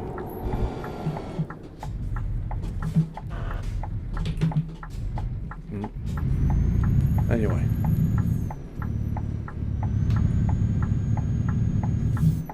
I mean, I'm not sure how complex you want it to be. I mean, maybe even just a case like you do just one mission. Well, no, I have multiple missions. It would actually mean that the game engine had to track, like, how much fuel have you got in that garage.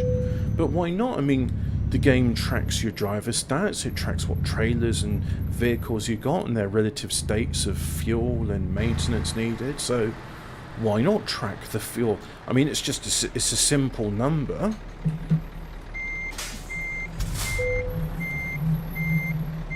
I think the difficulty might be there is how does the game manage fuel and maintenance costs for each vehicle? I mean, it just seems to be tacked on automatically. I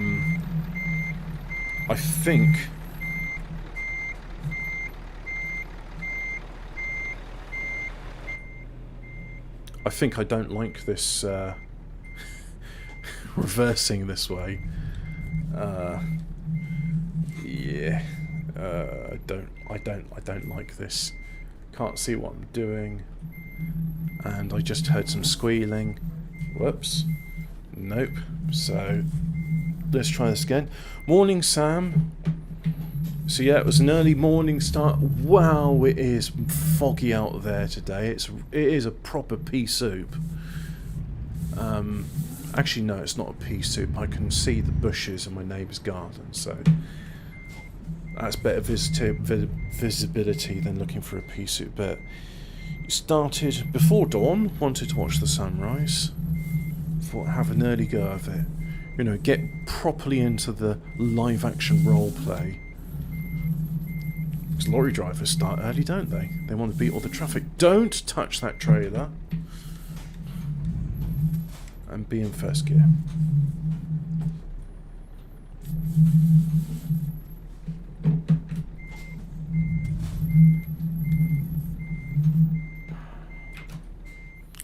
One moment, please.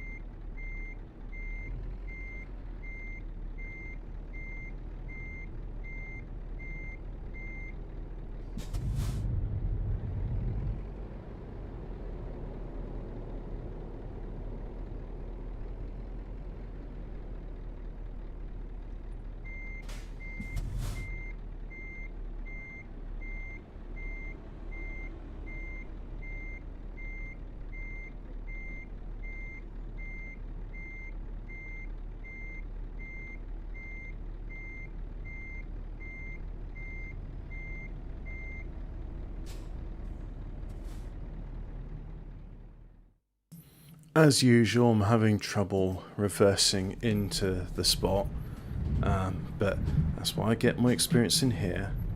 My family's starting to wake up now, so in a bit I'm going to say, please don't disturb me. I am broadcasting live.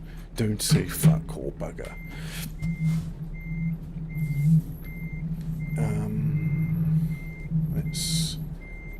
Let's do that.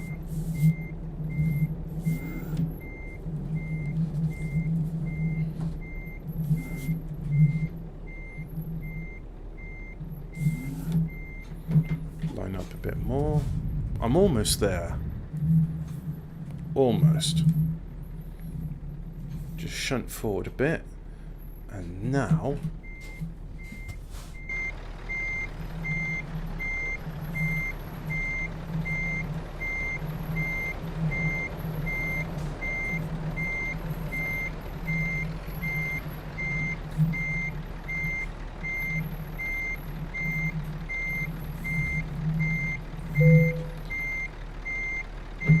Right, there. Engage that brake. Lift up the axle, the mid axle, and press the following key to stop the engine. Engine's turning off. Press the following key to load cargo into your trailer. So cargo's being loaded. And it took them better part of an hour. So one moment, please.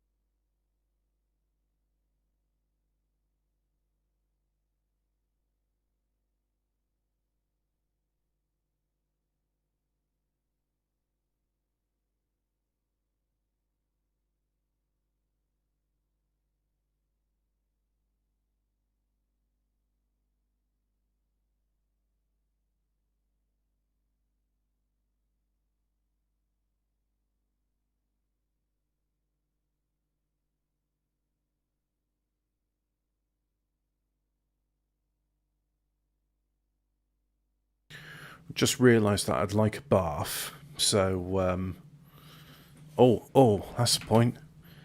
Hang on. Let's give him the link. That way he can see... morning, mate. I am trucking. Yeah, so shared the link out to a friend. He says he's just got up. And what am I doing? So anyway, yeah, heat's on for the bath. So hopefully, by the time I finish this job, the water will be nice and hot.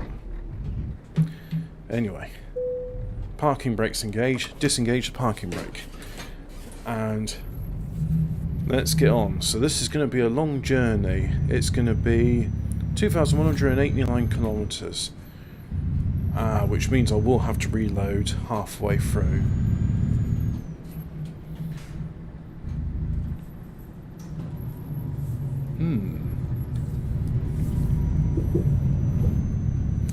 Now, in terms of distance, automatically the shortest route with it has been picked for me. The shortest route in terms of time, not distance. But if I go to the world map, so it's suggesting I go this way and Le Havre. There's Paris, Brussels, Liège. Now, I could do a detour from Luxembourg, which is rather a long way to do. So I don't think I will bother, because Luxembourg has the cheapest fuel, and I've got a garage there with very cheap fuel. If I was to do that detour, it's 2,187 kilometres. If I did that detour there, 2,278. It's an extra 100 kilometres. I don't think I'll bother. Oh, hang on.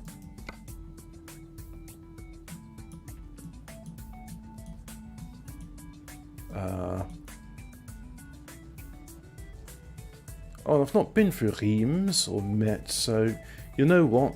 Let's do it. It's a bit of a longer route, but it's a route I've not travelled, so that'll be a bit of fun.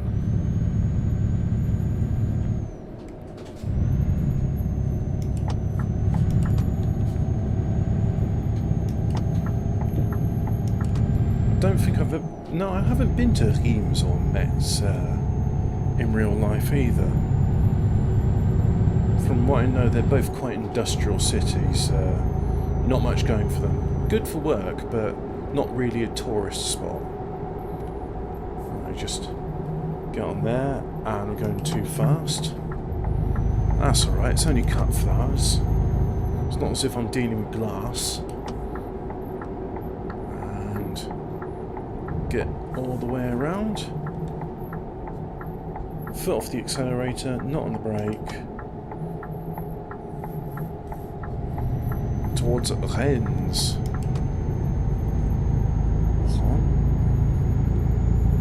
Rennes. Not sure how to pronounce French. I mean, reading it's different. 70? Oh dear.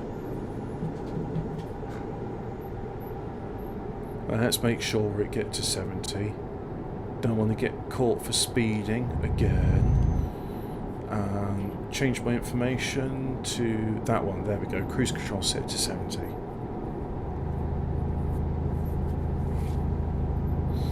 That's probably the most pertinent display of the lot. And now it's 80. There we go. Just using the buttons instead of the foot pedal for that. Still 80. When does it go back to 90? Anyway, we can get rid of that because we got a sat nav on it. So I like using the authentic dashboard. 80 kilometers an hour. Well, okay. So 90. Now it's 80. So briefly it was 90. And not going to Brest, going to Le Mans. So this is going to go through France, Luxembourg. Don't think I'm going to go through... Might go through Belgium just for a little bit. Germany, Denmark, and then Sweden. And it's saying 50, but honestly, I know this has happened last time, but I ain't bothered. And I'm just going to go to there so I can overtake these slowpokes. And it's 90 now. I think I'm going to be very happy listening to that engine for the next 2,000 kilometres. Although I don't really like the whine of the turbocharger as much. That's a bit annoying. Oh, I'm in the wrong gear, that's why. Let's try and keep it efficient. Right, so cruise control should be set like that for hopefully a long time. Engine and oil are up to temperature.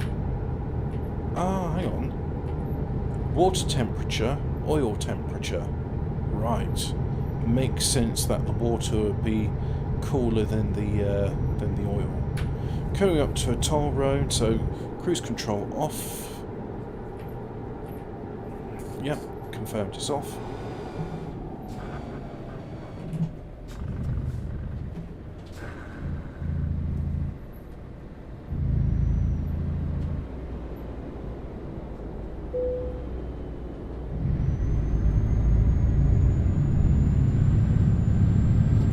Oh, that's a nice purr.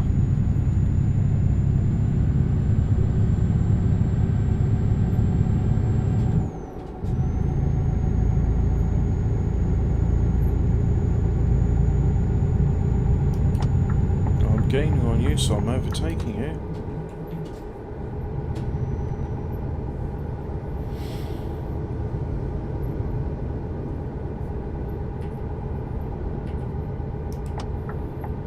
Air pressure is not going to change because I don't have the air pressure simulation on.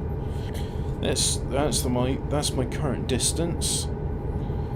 Now, one could argue that if I went for a 4x2 chassis, I'd have a significantly bigger fuel tank, which means I could go much further. So if you were really, early on in the game, a 4x2 chassis is a good idea. Start off in Luxembourg and upgrade your garage as soon as you can. Then you get really cheap fuel. Well, I say really cheap, you get cheaper fuel. I like how you change lanes without signalling like a true Frenchman.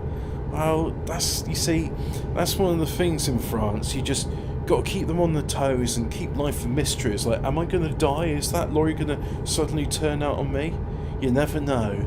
And that's why life in France is exciting, unlike boring old Blighty. But anyway, as I was saying, you start off the game, if you're really serious about it, you get the 4x2 chassis, and it's okay, unless you're doing really heavy cargo, it's got more than enough torque, and you've got the maximum range. So the idea being that you go to your destination, and you come back on a single tank of fuel, and then you just refill in Luxembourg. Yeah. However, as you can see, I've got 12 million euros in the bank. I could effectively at this point retire and have a very nice life in the south of France or Montreal. Frankly, any country in Europe. You could probably even get like a cheap flat in Monaco for 12 million euros.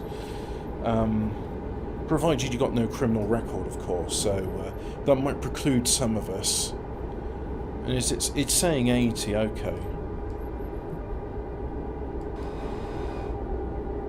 There's 82. Signal to others that I am on my way. The French are always bored yet on the verge of death and other excitements. Truly they're a mystery whipped up in enigma. I'm told that the French have no word for entrepreneur, and the French have no word for ennui either. So, yeah, make of that what you will. When I first learnt, the definition of ennui is when you're bored of life, just a sort of a deep boredom, I just thought, yeah, I could imagine the French, the best life expectancy in the world, and, the nicest food. They drink like fish, they smoke like a chimney, and they eat fat like it's going out of fashion. Give false signals as well, just to throw them off your scent. and yet they got the highest life expectancy, and I think with all that good living, they just... Maybe it spoils them, maybe that's why they develop a sense of ennui. I'll tell you what, for a kid growing up in the south of France, it's a very boring place. You had to be good with making your own entertainment, believe you me. Yeah. But, so what was I... Oh yeah, I was talking about the fuel. Yeah. I only got 1,000 kilometres left, it's not going to be enough. Oh no, it's saying 80. Oh, bollocks to you, I'm going to risk it. Let's have a look at my high score. I think of all the information, the fuel efficiency, your fuel mileage, or sorry, your 100 kilometre score is the most fun out of all of the information being presented, because it's, you know, it's like, it is a high score. It's something you can compete on. It's like, well, I did that route, and my average fuel consumption was 35.6 litres. Oh, you think that's good? I did that, but I did it in 27 litres. 27 litres per 100 kilometres? How did you do that? Well, I coasted downhill. What do you mean coasted downhill? What about that great uphill section as you go towards London? Oh, well, you know, I went downhill. Have you been using red diesel? No.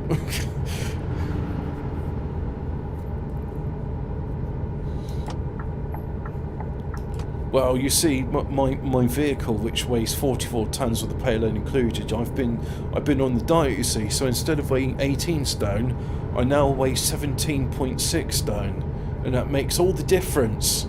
Less weight, you see. Yeah. And I've been using lightweight shoes. None of these heavy steel toe cap boots. No, I've got titanium inserts in my boots instead. Yeah, yeah. See, weight reduction. Think smart. And I took out the unnecessary stuff like the fire extinguishers, and I put in a smaller air tank as well. See? All these things add up. Your competitive score.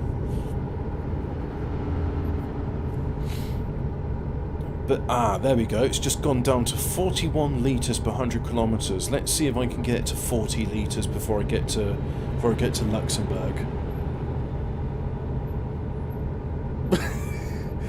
I like how you blasted your horn in a tunnel because of your hatred. Hang on, focus on the road.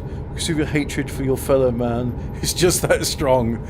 Well, yeah, but also the acoustics in a tunnel. I mean, if I do it here, it's loud, but it ain't the same as... Oh, that is a hideous noise. That really is. But blasting the horn in the tunnel, it's got to be done, right? I mean, that's what the train drivers do. There's like, oh, we're in the tunnel, best sound your horn. But I think it was also like a safety thing, because say there are people that would walk the... I'm not in the middle lane. That lane is to go off. I'm in the correct lane. Because that's the thing as well. In France, the autoroute is different to our motorway. They... Especially when you're going through a city like Lille, you'll have the autoroute, and then you'll have like the city A roads or their equivalent, and they'll merge them together into a 5-lane motorway. Except the bit you're on, 70 kilometers an hour, and the bit towards the outside, which I'm going to call the left, but it is the outside because they drive on the right, so it'd be their right. That bit's 50 kilometers an hour. And they got that sort of closely spaced dotted lines. I'll point to it when we get to there. And it's like, if you want to go into the city, you take the dotted lines. If you want to stay on the autoroute, you go on the outside of the dotted lines, like so. So yeah.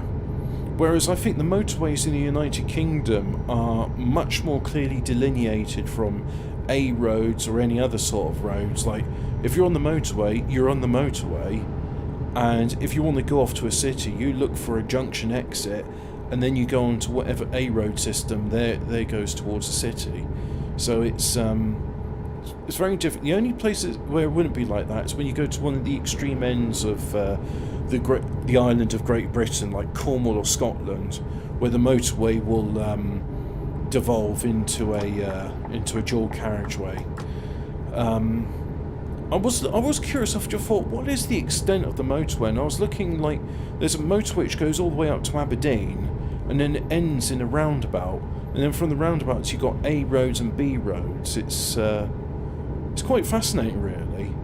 But mind you, I've been on dual carriages before, where you got these checkered line markings, and it will say, what will it say?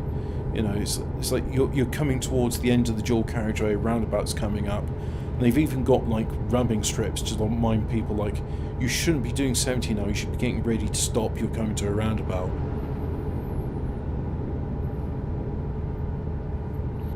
Hobbit, Hobbit, Hobbit. So good, they named him thrice. The correct way to drive a truck is on narrow town and village tracks, especially the one where it says, it's got a sign that's like saying, no vehicles over 7.5 tons in our village neighbourhood, which means some old biddy's been whinging and saying, like, oh, there's too many lorries going through my town.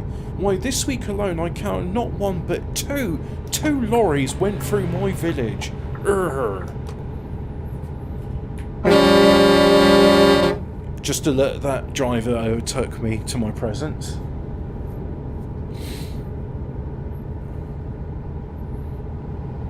But this difference between a car sat-nav and a truck sat-nav, and I've yet to be shown the truck sat-nav, although I am curious to see it. But there's a guy in the United Kingdom, he programs them, and he'll give you an option between fastest route, easiest route, and most fuel economical route.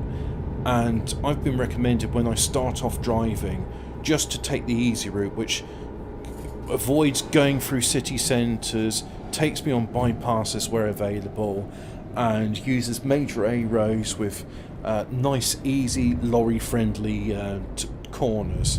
Because you don't want to be going down a high street and then navigating like some medieval town wall and just scraping the curb and doing that. Oh yeah, you can take the fastest, most economical route, by all means, but I mean, if you're doing agency work and you're not paying for the fuel, and it's done by them, I mean, you may as well have air conditioning on full blast, windows down, and go in the lowest gear possible. Well, actually, that's why... now that's why most lorries are in fact automatic. So you don't get to choose what gear you're in, it chooses the gear you're in. Now, let's see. Am I in the right lane? I am in the right lane because I'm overtaking a car and I will be overtaking a caravan. Alert the caravan to my presence.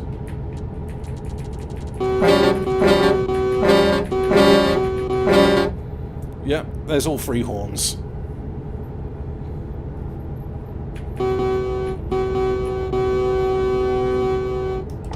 There we go. And I've signalled that I want to turn over, so turn over I shall. I've been told, and it was after I passed my driving test, I decided to take one more lesson, so I'd have a lesson of driving on the motorway. And the driving instructor said to me, the time to make sure you've got like enough space, and the driver behind you's got enough space, you want to do it so that on your... Is the far side the side farthest from you? The passenger wing mirror, you look in it, and when you can see both their lights in that wing mirror, you know you've got enough space to come in and they won't have to deaccelerate or brake in order to do an avoidance action. See, this is an example of what I mean, where they got like autoroute, and then separated by a wall, they've got the town route.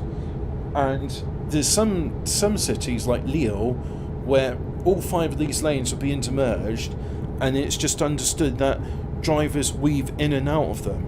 In fact, there'll even be people which have got no intention of going on the autoroute, but they'll go onto the autoroute because they can go faster, thinking they can jump ahead in the queue, and then they'll weave back in to go to Lille. So they're using the autoroute as a shortcut. And I tell you what, the other thing in Lille is there's no street lighting because the Gippos keep stealing the copper out of them. So now the French government just refuses to fix them. And there's no cat's eyes, There's just paint on the road, that's it. And when it's raining, you can't see the lane markings on them, and you're just driving on 5 lanes where you couldn't see fuck all. Hey mate, you knew I was coming. You should have done an avoidance action. It's your fault, not mine. I'm telling them a story about the dangers of roads in Lille.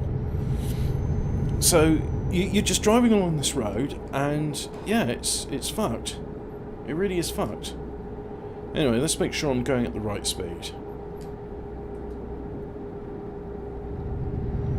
So how long am I, what this just I'm just gonna pause it there. Let's have a look at the world map. And so I've gone from Lens to Le Mans, and I'm gonna be on this road, and then it's gonna sort of go to there to the toll, and then heading towards.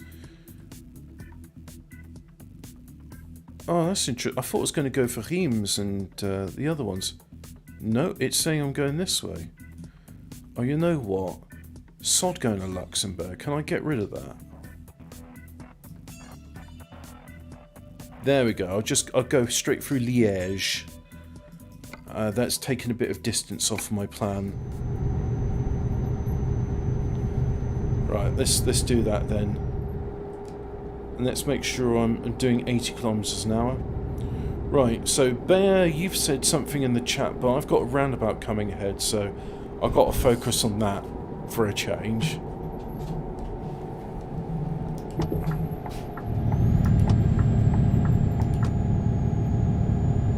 Oh, we're coming into a town of some sort. We're coming into Pussy. There we go. Bienvenue à Pussy.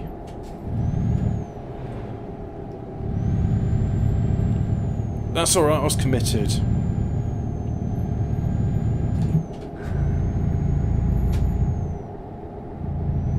Ah, let's change my 5 score to that.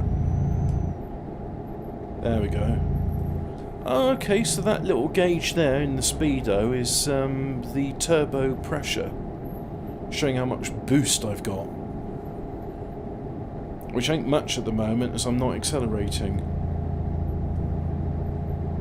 So we're going past Gay Paris. Ah oui, bienvenue à Gay Paris. Oh no, that's not the speedo gauge, that's the rev counter. Left one's rev counter, right one's speedo. Broom, broom indeed, Scottish Grug Brain. I'll read Bay Ray's comment in a bit.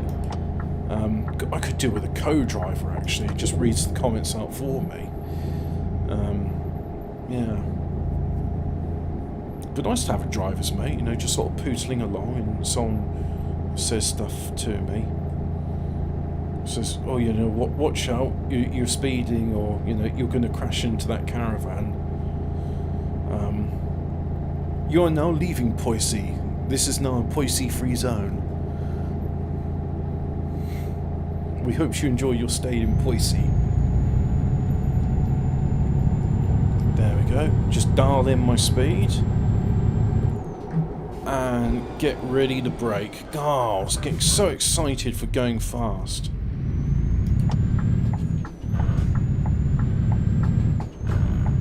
So if you're just joining now, it's a journey from Nantes in northwest France, I was going to say Belgium there, up to some city in Sweden. I don't know, they all look like Hurgy-Gebergy to me. So anyway, we'll stop there, put the handbrake on, let's read some comments. I mean, if you're not going to terrorise your fellow drivers, then what's even the point of driving a truck? Making sandwiches for you. Ah, good man, Scottish Grug Brain. I'd love a cheese ploughman's, actually. Really good. I haven't had one of those in ages. I need some pickle, I need some lettuce, tomato, and a good bit of cheese. I like nice sharp cheddar.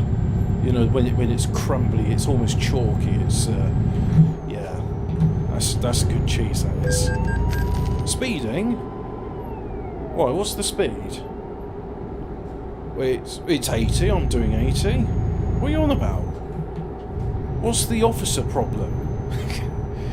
I love my jokes. And hey, you're here watching me, so you must love them too. That's how it works, right?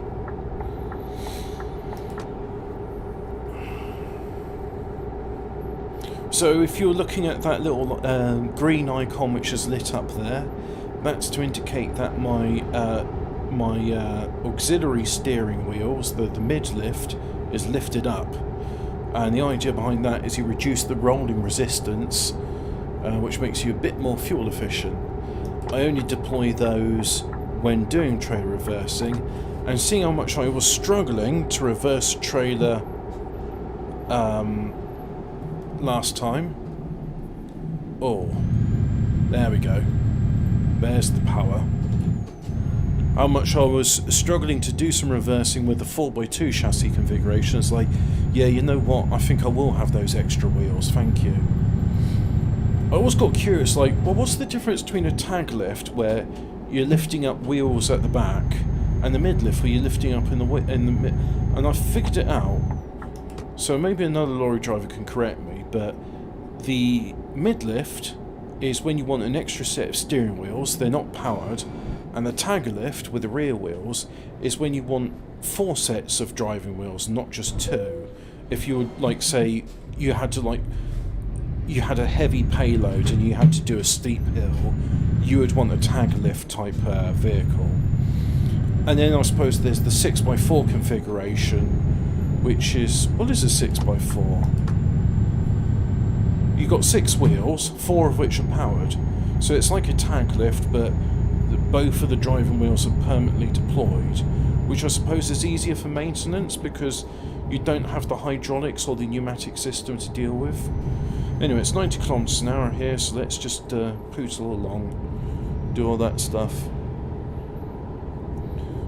Bear Ray says, wait, can I leave? Well, you know, technically, you can leave a vehicle at any point. It's just if you decide to leave a vehicle whilst it's in motion, you may find that,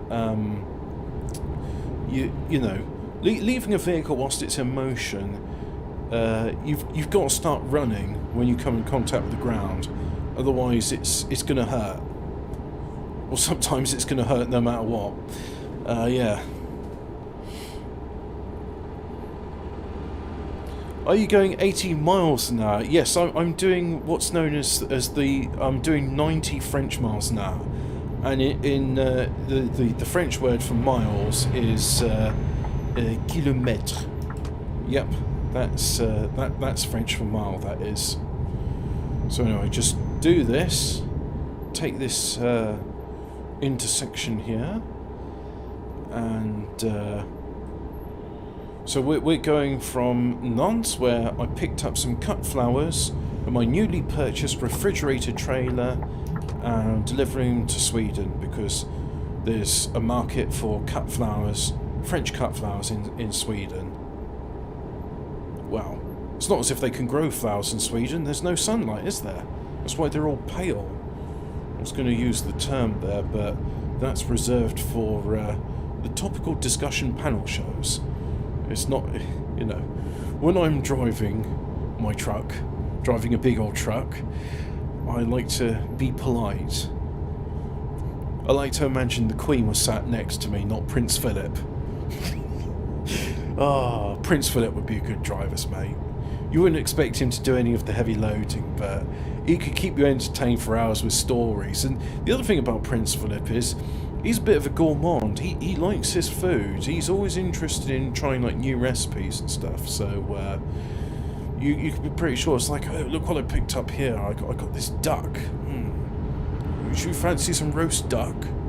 Oh yes, I suppose I could put it in a sandwich. Do some beetroot with it. Yeah, that's rather good. Ah, duck and I like pickled beetroot. Beetroot on its own tastes too much like cabbage. But I'll tell you what, any cabbage and you start pickling it. That's tasty, that is.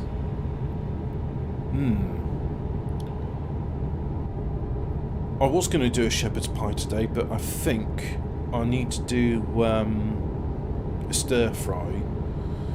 Oh, I should have taken the chicken out of the freezer. Oh, that's okay. I'll take it out and then I'll put them in some hot water. That'll defrost them quickly. Yeah.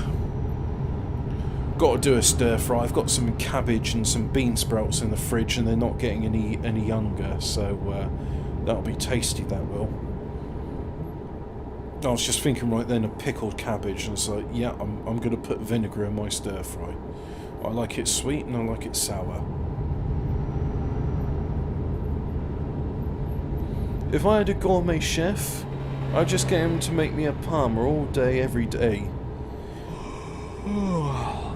Oh dear, I'm listening to Tassob. I need to tune out, otherwise I'm going to crash. Do not operate heavy machinery whilst listening to this podcast. Oh, that joke never gets old. Because that show never gets interesting. By the way, Tassob, if you're looking for somebody as a guest, I'm always available. I'm sure I could talk about rape gangs in Rotherham. By the way, if this is seen as a criticism of it, it ain't. I'm aware it's going on. I think it's bad. I'd like it to stop. Just don't like them. But after a while, I don't think it's that constructive to talk about it all the time. Oh, but Hobbit, you are being hypocritical because you always talk about English nationalism. And you are not English. Well, technically, that ain't true. One of my parents is English, so I'm a half-caste. Ah, see? Yeah. I'm just as English as you are. Or in some cases, I'm significantly more English than some of these so-called white nationalists. Yeah. Who's the true patriot? Oh yeah, love that manual gearbox. I get to choose the gears, not you.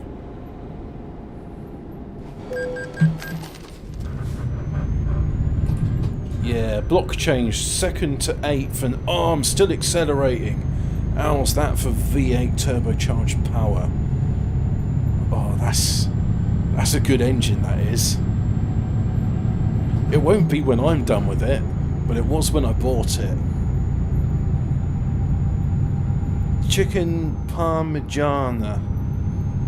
Is that chicken which has got cheese and then bacon wrapped around it and then you bake it in an oven? Because yeah, that is tasty. I do like oh, you know what? I think some of those chicken breasts I'll put in the fridge to defrost, and the other chicken breast I'll put in some hot water to do you're getting tired, you need to find somewhere to rest.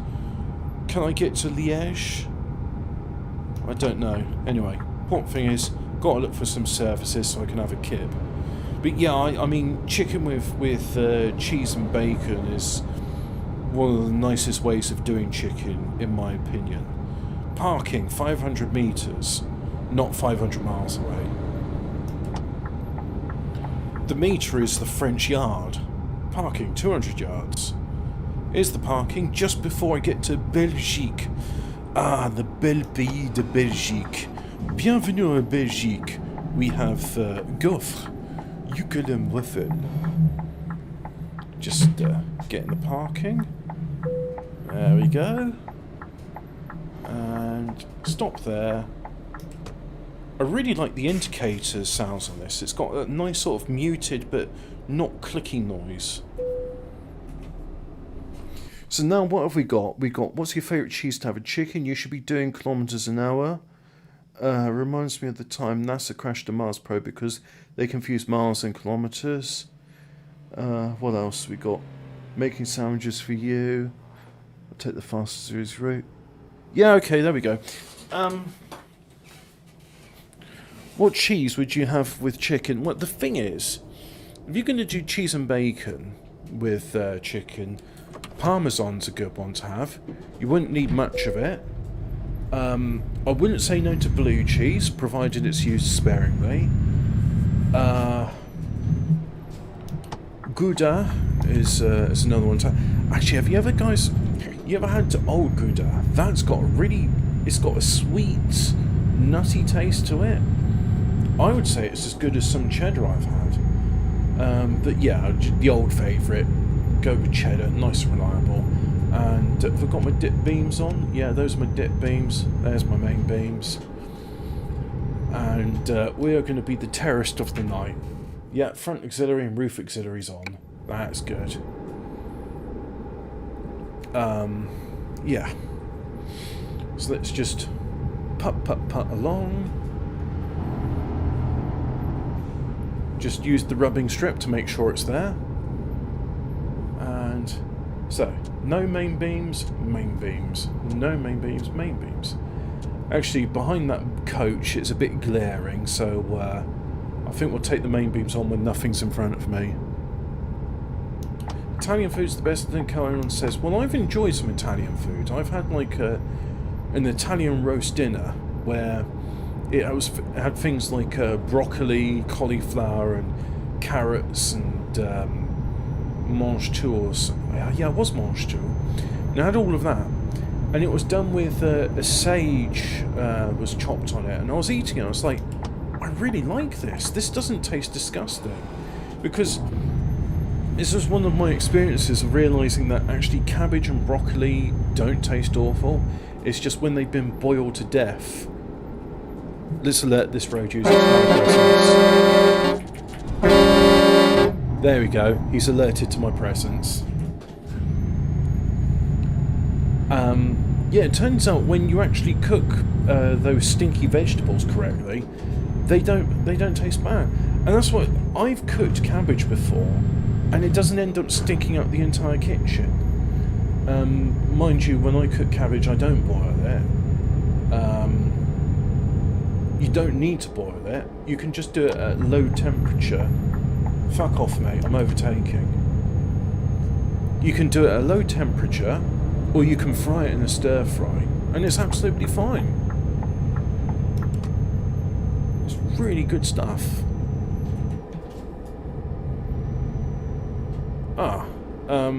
There's some lights flashing at me. I've just put the Christmas lights in, the LEDs, and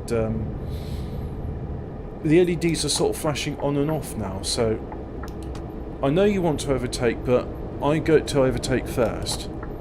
So let me just check something. Does that mean it's run out? It probably does mean it's run out of power. That didn't even last 2 hours.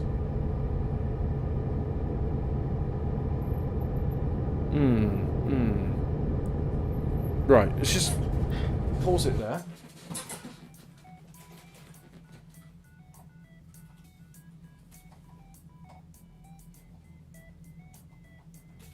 Well, it's warm.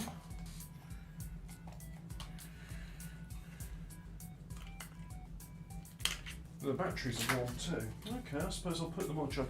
One moment, please. I'm going to put some batteries on the charge. Main beams plus horn. Every 5 seconds they remember your name. Yep, I'll go with that.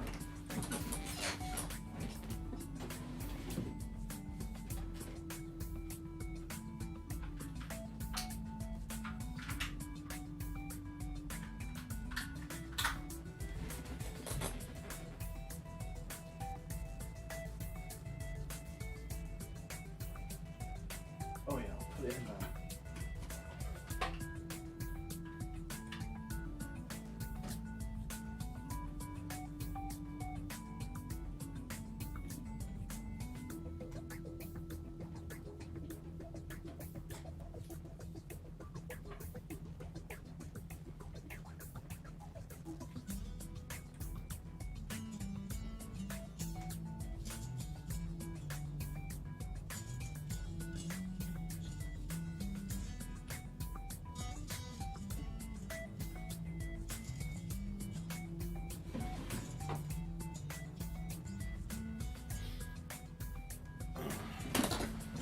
Right, those batteries are charging up. Excuse me. My breakfast of 2 slices of jam on toast is repeating on me. Nantes to Calamar. And we got 3 hours and 47 minutes of driving left. Oh, shit. I went into second gear then. That would have not been good. So, we'll just main beams on. There we go. And air horn. I want this guy to speed up.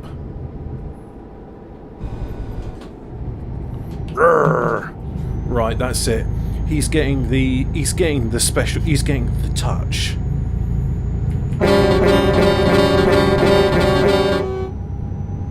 Yeah, you better move to the side, because you're getting sideswiped.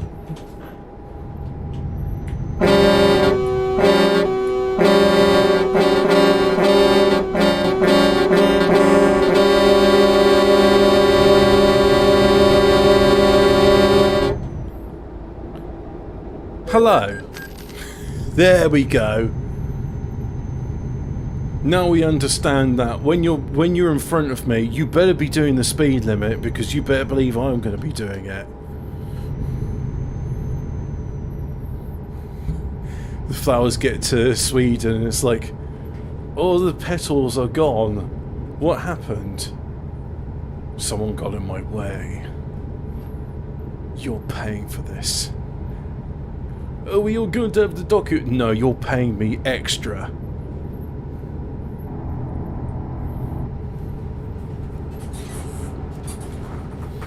Ah, right. Now I can relax. Nothing in my way. That's why we have snowplows on lorries, so you could just go up to someone, push into them, and they get swiped to the side, like snow on the road. Just got to sweep away all the traffic.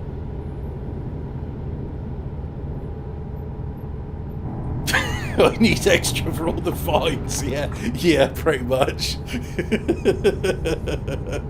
Oh, I just like that. Oh, you've crashed into a car, or do I have to stop and share insurance details?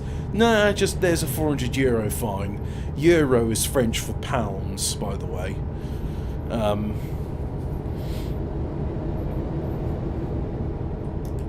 Good. You have learnt your place. That's it. I like how when you sort of overtake them, they start braking, so you can just... In fact, why do we even bother going on the outside lane? The middle lane's the one for me. Oh, but look at this ambient orange glow inside. Look at that. I was going to say how nice that is. But occasionally when these street lights come through, it gets rid of that. But you can see when it's dark. Oh yeah, that looks good. Got my rusty lemonade. Got my Amiga magazines. Got some Sit It Bang. Bang, and the dirt is gone. Bang, and the migrants are gone.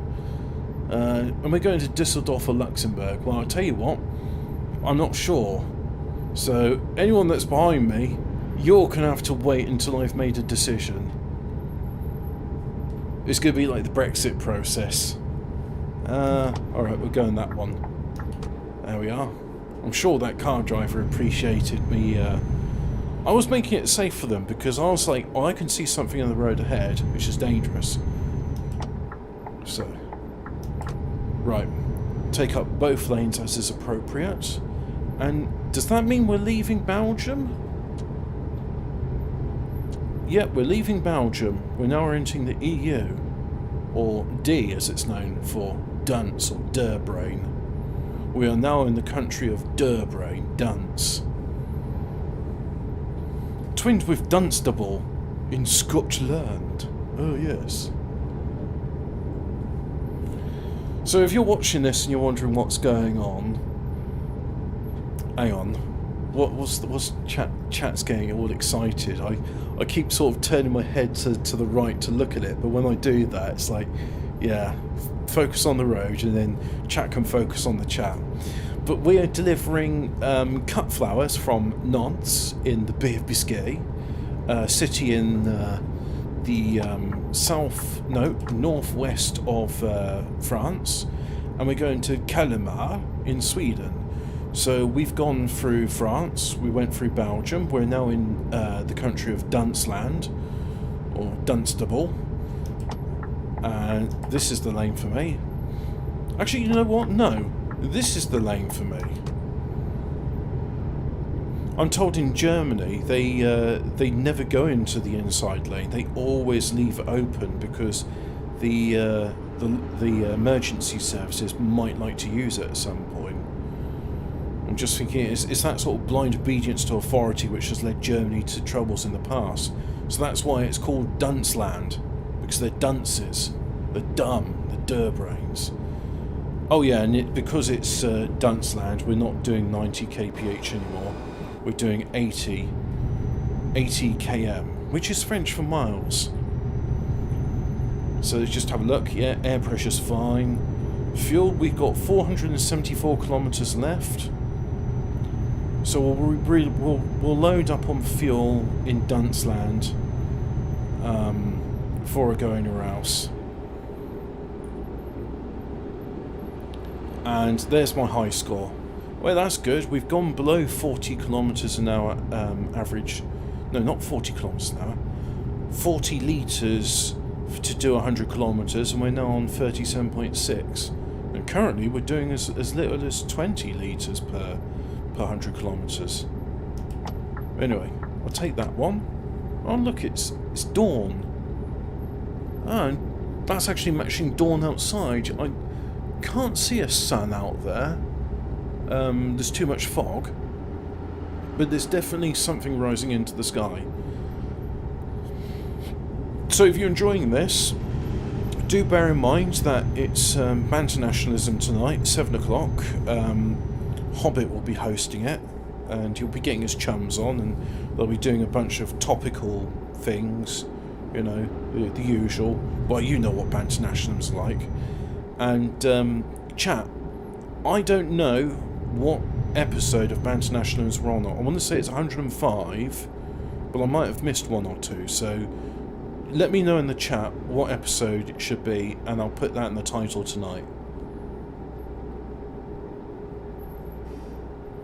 So, what's chat saying? Have I got a chance to read this? Just go in the middle here so no one overtakes. I need extra for all the fines. It's like £1 but inferior in value. Yeah, that's it. Well, it's like everything on the continent. It's like what we've got pounds and miles. They're just not as good as English pounds and miles. I'm approaching that lorry up there.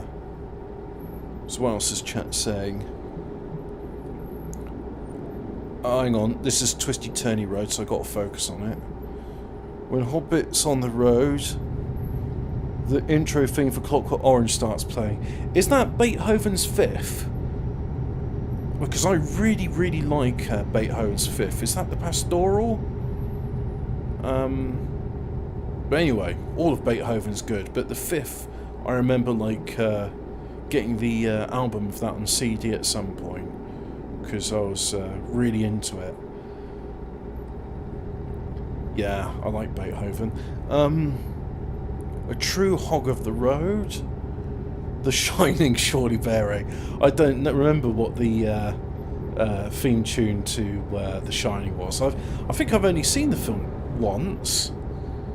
I don't really remember much of it, except the bit where the girls are saying, "Come play with us."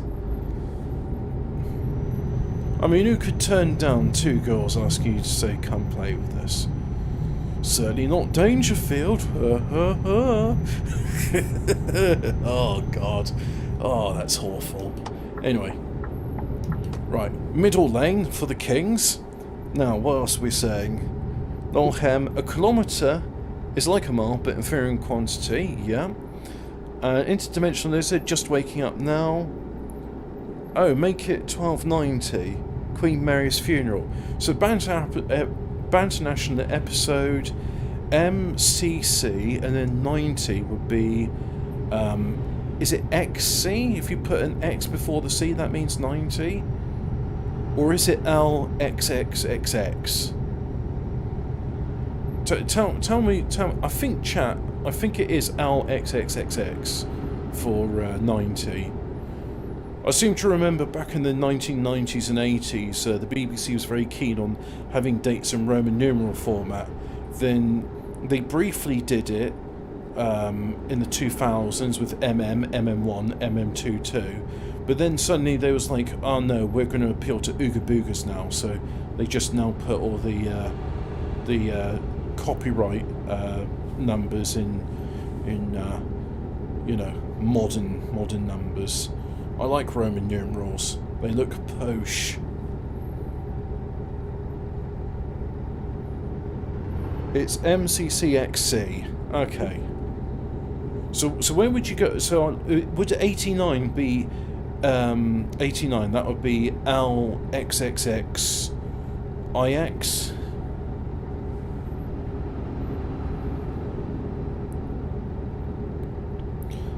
I wonder if this explains why the French do counting the way they do, because, for example, they'll say, instead of 70, they'll say 60-10, and then 79 is 60-19, or 60 and 19, but usually it just gets contracted to 60-19.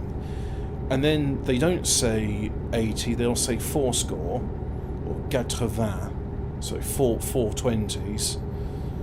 And then the 90, they won't do 90, they'll say 4 score and 10, and then 99 is 4 score 19.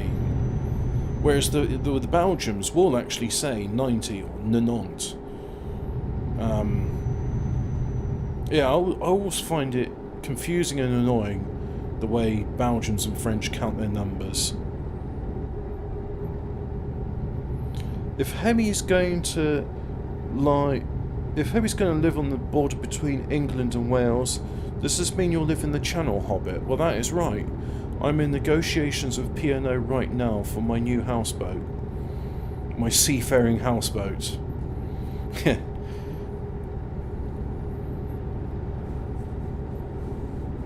wouldn't mind living on one of those P&O ferries. I mean, if you imagine like a ferry, if it's been adapted to be a house, it could be a palatial mansion.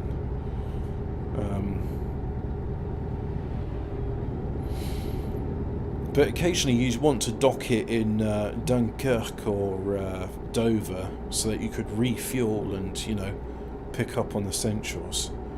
Or as an idea, I live on the boat, and in order to pay for the upkeep, I'll charge people a fee so that they can put their cars and lorries in it, and then I'll have a pre-established route with a timetable saying going between Dover and Calais or Dover and Dunkirk. And so it'll benefit them. They get to come on my houseboat on this ferry, and I'll benefit from it because it'll keep the running. And, you know, that then I'll benefit from my unique position of living in the English Channel as a ferry service. And then I suppose we could have staff on board to cater for the passengers' needs with food, maybe like a gift shop to say duty free, and we could have like a crew, so that crew would in turn be working so that the other crew that work below decks on the ship's engines and controlling the ship as it goes from one port to another, they all get paid. So I could have a full crew there. And in fact, yes, we could call this like a merchant navy. So effectively, what you're saying is I should become a merchant navyman and live offshore most of the year so I don't pay income tax. I mean, it's certainly an idea, and it's one I've entertained before. Yeah, it certainly is an idea. But the one thing which puts me off of doing that is I know that I am a difficult individual to live with. Sometimes, believe it or not, I say insensitive or sometimes hurtful things, which can upset other people. And most of the time, it's completely unintentional. Sometimes it is intentional, but we won't discuss that.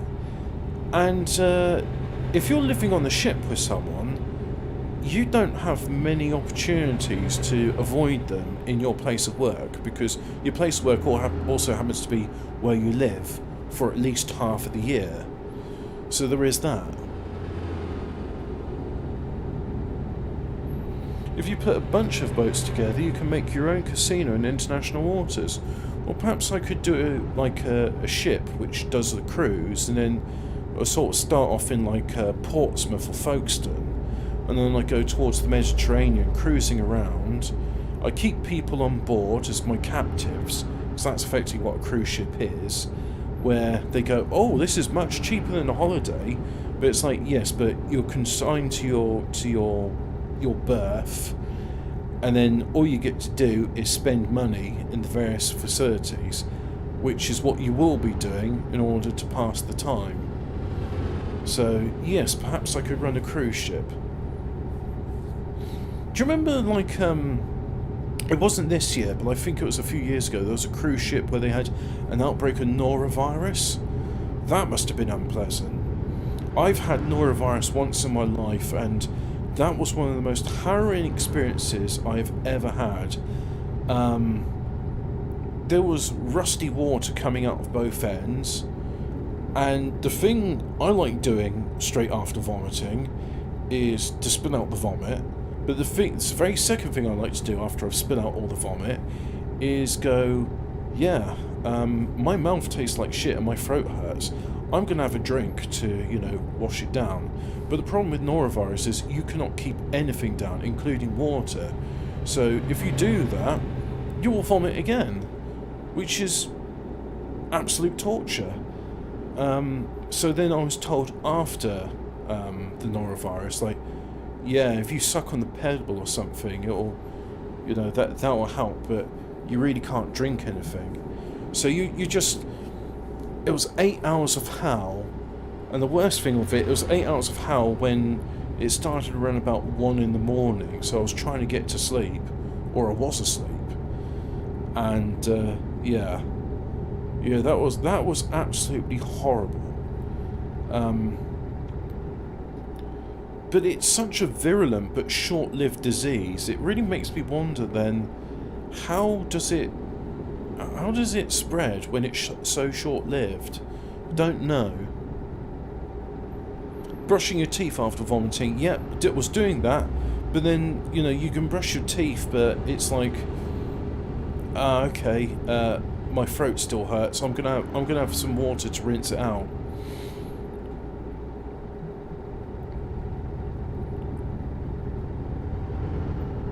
It was the Costa Concordia, by the way. Oh, okay. Now, I've been told it's inadvisable to brush your teeth just after eating, and I think for the same reason, just after you vomited, because if you do, the enamel will be soft, and if you're brushing it, you can damage the enamel. So you wait for saliva to form, and then when, like, the enamel re-hardens because of saliva, I don't know, maybe, like, somebody can look that up and say that, oh yes, it's advisable that not to brush your teeth X minutes after this thing's happened to your enamel.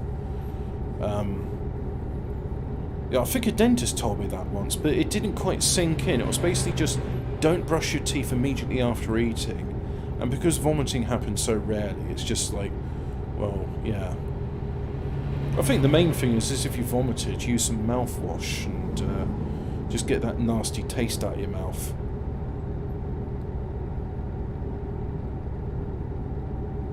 Oh, wait half an hour after eating to let the pH go down.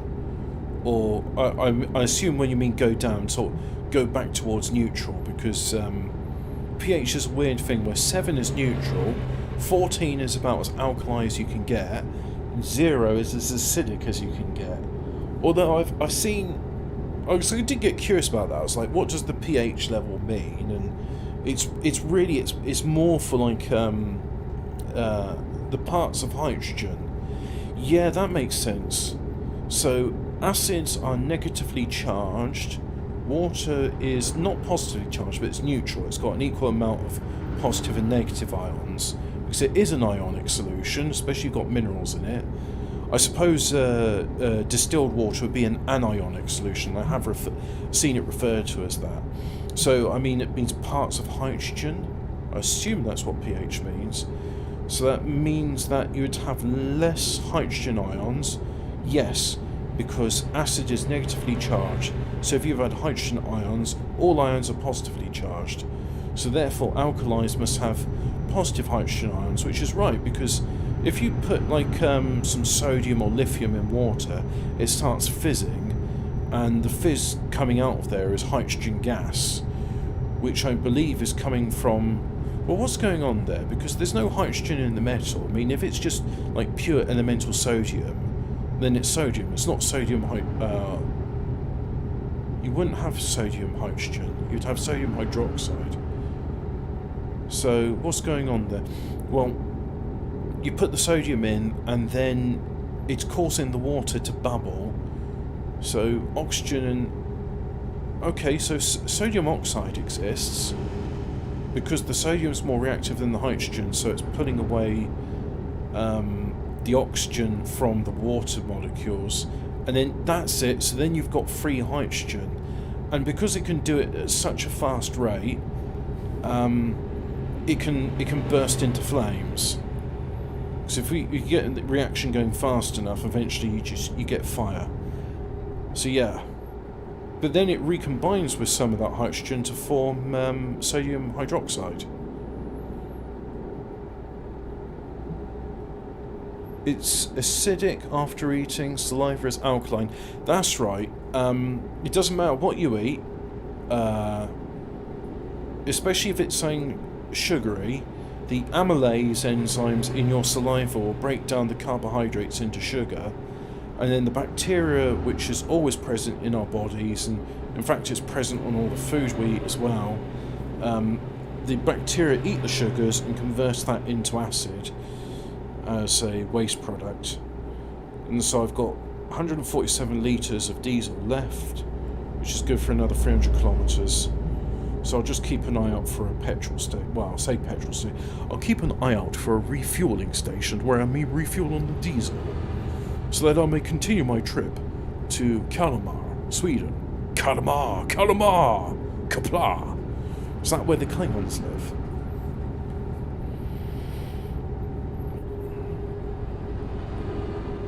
But yeah. So this is why... I mean, I've done these sort of videos before where I used to pre-record them and upload them because, frankly, I didn't have the bandwidth where I could stream it at good quality.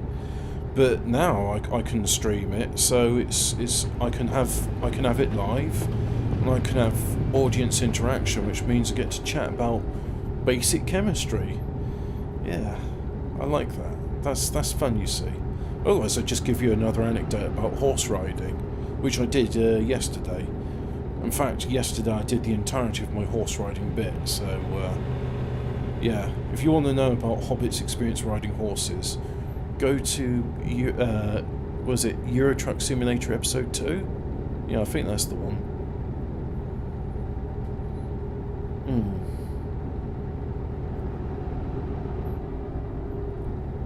You missed my comment before that, before the Costa Concordia. Well, let's just get into the middle lane. Right, what do you say? Message retracted, message retracting. Seafaring houseboat, that's Roscoe's bit. Yeah, that's a good podcast, actually. The houseboat show with Roscoe and the other one. What's his name? Walrus Aurelius? I think that's it. And Roscoe and Walrus, they've got this really good sort of pally communication. And the thing is, half of the time I'm not really interested in what they've got to talk about. I enjoy the interaction, the way they talk with one another, and that's the bit I enjoy.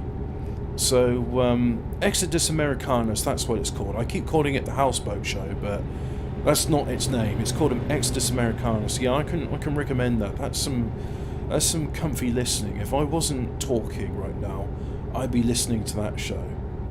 I'll say I'll be listening to the Bible, but the Bible's hard going. Speaking of things that are hard going, I think it's incontrovertible now that I'm a Christian, despite what some spurgs on the internet will say, who change their religious allegiance like they change their socks. And as a Christian, one of the duties you've got is to read the Bible, because, I mean, how can you call yourself a Christian if you haven't read the story? It's like saying, "Oh, I really like Hobbits." Oh, have you ever read the Silmarillion? No. Have you ever read Lord of the Rings? No, but I've watched the film. Actually, it's true. I watched the film first, Lord of the Rings, and then I was like, "Oh, I remember reading The Hobbit in school. I was really bored with it." But I have read Lord of the Rings since then, and it's an alright book. There's a lot of poetry which was cut out of the film, and I'm glad for that. But anyway, I'm reading the Bible. I'm slowly getting through the Old Testament. I'm at the book of Joshua at the moment, and I am finding it hard going. But here's the thing, right? I accept Jesus Christ as my Lord and Saviour. I understand Christendom's the best civilization the world has ever seen, ever. And yet I read the Bible and go, I have some questions here, and I have some concerns. I have legitimate concerns which I'd like to talk with other Christians about it, which I don't know what their coping mechanism is, but it's one of those sort of internal debates amongst Christianity where I'm like, these people in the Old Testament, they're not very good, are they? They're not exactly role models. They're not like... I don't want to be like these people. I don't want to emulate them. I want to avoid what they're doing. And this God either, he's not my God. This is not Jesus Christ, my Lord and Saviour. This is, as far as I'm concerned, is some usurper, some demon who's like... But anyway, that's not a debate for here or there. But the fact is, I as a Christian, I can quite happily say these things. I won't get burnt at the stake. Some people might accuse me of blasphemy, but there won't be serious consequences to it. However, there are some more serious blasphemies you can do in this world, in this 21st century, where if you just say, I have concerns about this historical event, or I don't think I'm being told the entire story with this current event, and that's proper blasphemy, they will face... proper consequences. I mean, one example is a lady. She's 92 years old. She's called Ursula Haverbeck. She's just been a year inside prison. She's been released, and then she's been tried for sedition because she has an opinion and she's not willing to change it. So there's like, well, you're going back into prison for another year then. And I have a lot of respect for this woman. She is willing to stand on the principles to the point where she's losing her liberty. So, good on that woman. But if I was to say, I don't think Jesus Christ is the Son of God, I'm not going to get a knock on the door. I'm not going to get shunned by my family, even the Catholics in there. Nothing bad's going to happen to me. The worst that'll probably happen is like someone say, well, you're wrong, and that's it. Where's this car park then? Come on, where's the car park? Ah, there's the car park. Well, right, I should say the lorry park. That lamppost is fine, and we'll go into the middle there. And that's the thing, you see. I mean, whilst I'm still not sure we do have free will, I'm willing to believe that we do, because it makes sense to me that, yeah, we probably have got free will, because God said he endowed us with free will. And that's what makes us unique amongst all the creatures, even as angels. We got free will, they don't. And I should have stopped for some diesel, but never mind. Right, handbrake off, first gear.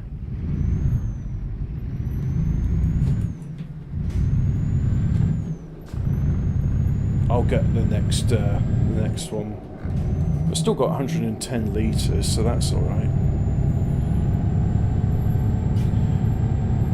So just get up to speed, and then once I don't have to focus on the road and what I'm doing, I can get back to the point I was making about blasphemy and controversial points on free will. So there's 80. There's let's just check my let's bring that down. And a bit more. And a bit more. There we go. Right. And bring it back on the fuel gauge. There it is. Right, so free will.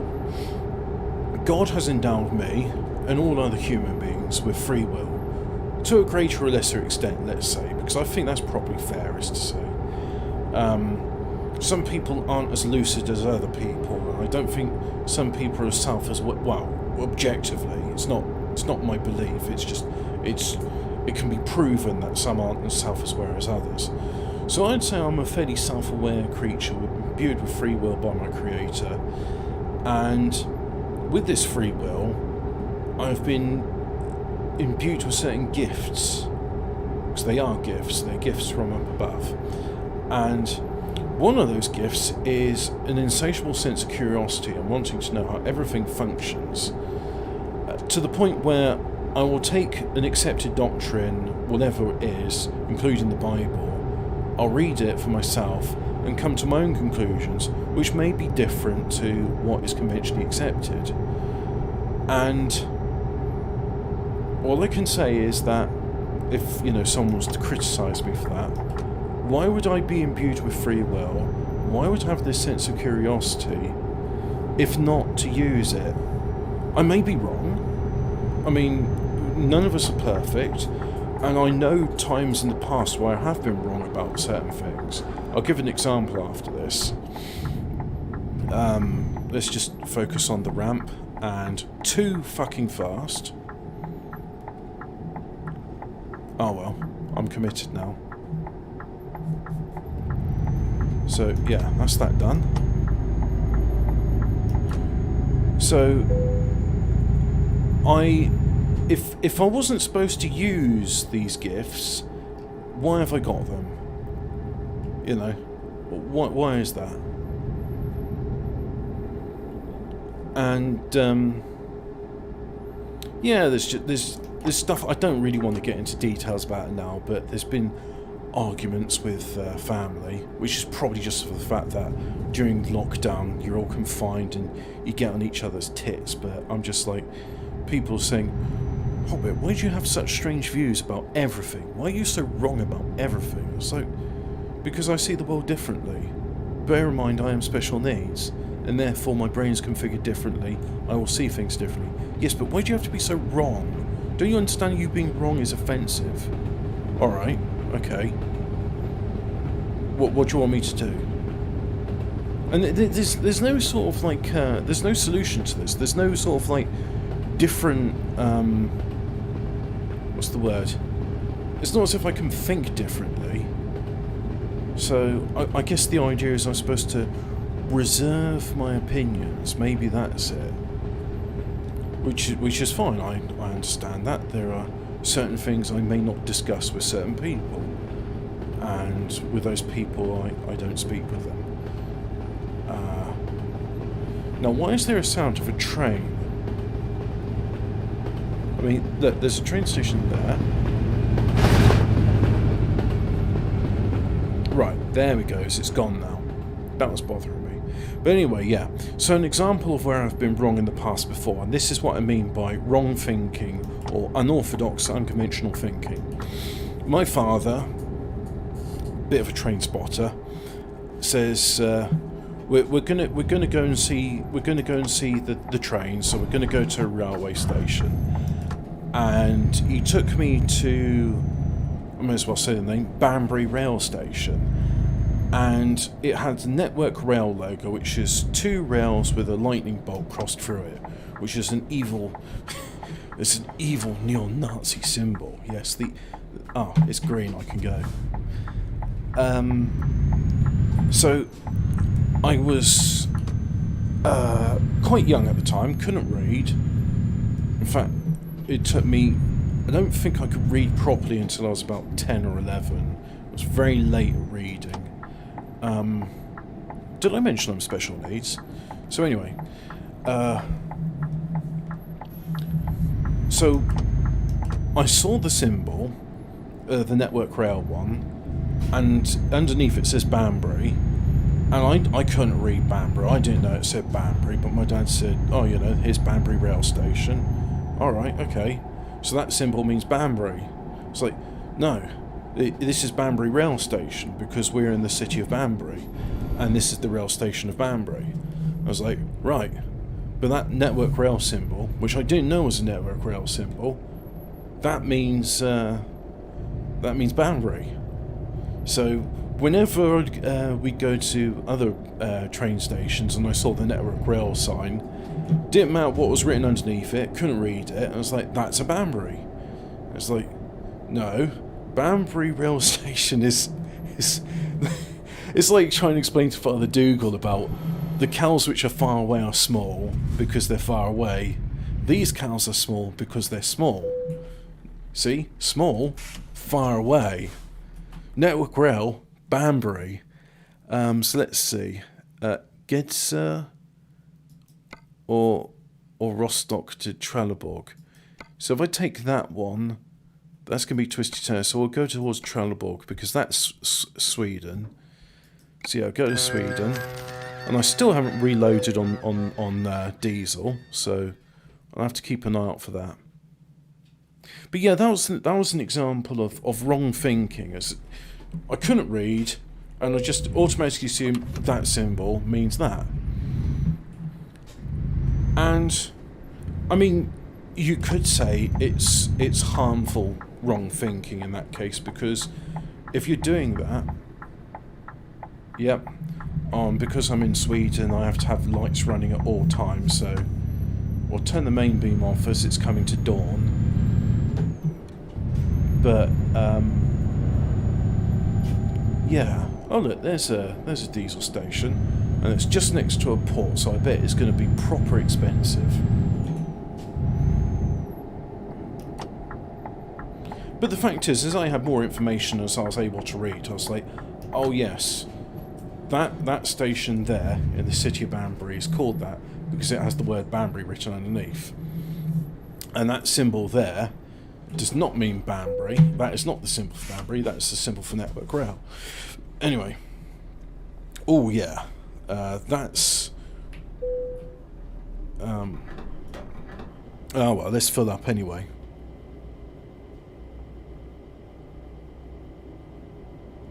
But the thing is, this wrong thinking, which I'm on about, it's... There we go, full tank. If you drive through Malmo, maybe they'll simulate a robbery of your cargo. Yeah. I don't think I'm be going towards Malmo, so I'm not going to be going to one of those grenade amnesty bins. Right, so just wait there. Block off both lanes, which is absolutely a-okay. If anyone tells me otherwise, I'll be like, fuck you, you're Swedish. And how long have we got to go now? We've got another 269 kilometres, so I would say we're more than halfway there. But anyway, it's 70 kilometres an hour, so there it is. There's my 70. I think I can do that in length gear. So I'll get rid of that. Oh shit, roundabout. See, this is the problem. Like, for example, on the motorways now, especially with these smart motorways where they got speed cameras flashing all the time, giving me a fucking heart attack every time it flashes. That's PTSD, by the way. I've had bad experiences with flashing cameras before, as I'm sure anybody has when they've seen a camera flash as they've gone past. You're on the motorway, you're travelling at high speed, therefore your thinking distances and your stopping distances are much greater than any other roads you'd be on because of the speeds involved. So really, for safety's sake, you should have people looking at the road, seeing what they're doing, so that if there's any obstacle in it, they can do an avoidance action way in advance. But because you've now put this added factor of you've got to watch your speed, otherwise you get a nasty fine, people's priority is no longer safety. Their priority is now, I don't want to get fined. And you can have police, you can have road safety officers, you can have them all saying, driving instructors saying like, well, your first priority should always be safety. I mean, you can live to pay a fine another day, but if you crash, then you're dead, and that's it. And what's more, you could kill somebody else in the crash because it's not just you, you know. So it's like, yeah, you're right. But you ask 99.9% of people go like, what are you more concerned about? Crashing into somebody because you don't see that they're braking and you're looking at the speedo, or going like, I hope I'm not doing more than 70, I don't want to get a fucking fine, I've already got points on my licence, my insurance premiums will go up. And you will get that, I guarantee you, 99 times out of 100. Probably more than 99 times out of 100. So well done, you've now made the motorways more dangerous. Everything is so strange, this modern world, where so many things are done probably because of litigation. Oh, and it's 50 here, is it? Alright, 70. What the fuck? Okay, so that changed its camera. I didn't want that. Hang on. So 1 is internal, 2 is... Okay, alright. 3 is... Ah.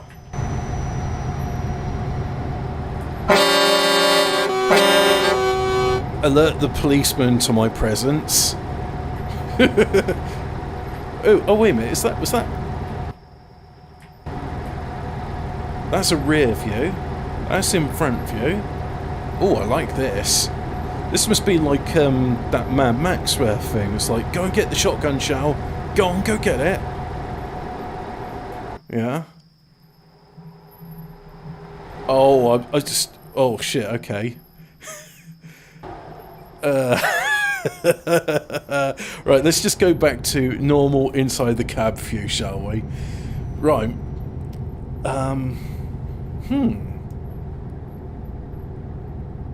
Why did that happen?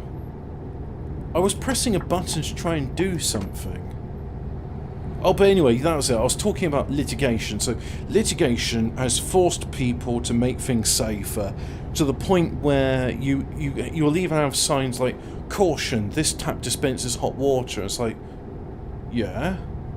Or you'll even have signs over like kettles in an office where it's like, caution, scalding hot water. It's like, well, I was hoping it would be scalding hot water as it's a kettle. But all these signs are everywhere because of indemnity clauses to cover their arse. And we'll have like increasing like sort of things where things will be designed to be safer to use, so that people, through their stupidity or whatever, can't litigate and saying like, oh, well, you didn't have a sign saying you shouldn't do this, therefore I'm suing you. So the world has been made a safer place, or even to the point of like, well, somebody said something on the internet and it hurt my feelings.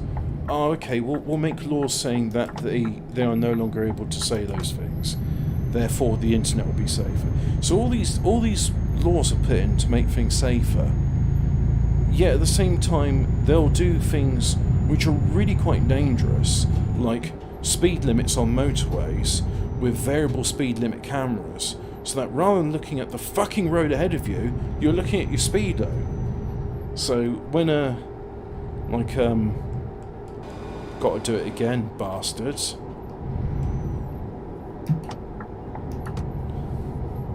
So when a roundabout suddenly comes up to you, you don't see it because you're busy looking in between your steering wheel to make sure that your cruise control is set to 70 kilometers an hour, rather than looking at the road ahead. So yeah, they try and make things safer, but then there's a whole bunch of dangerous stuff, and frankly, I think the Victorians were a lot more sensible. And I think it was a better way to live as well, because the Victorians accomplished a fuckload more than we ever did. Mate, you better let me in. Fuck off. If these files get damaged, your head's going on the spike. And it won't be that me that's doing it, it'll be those Somalians, you know, the proper Swedes. Oh, anyway, it's 70 here, so let's bring it down to 70. There we go.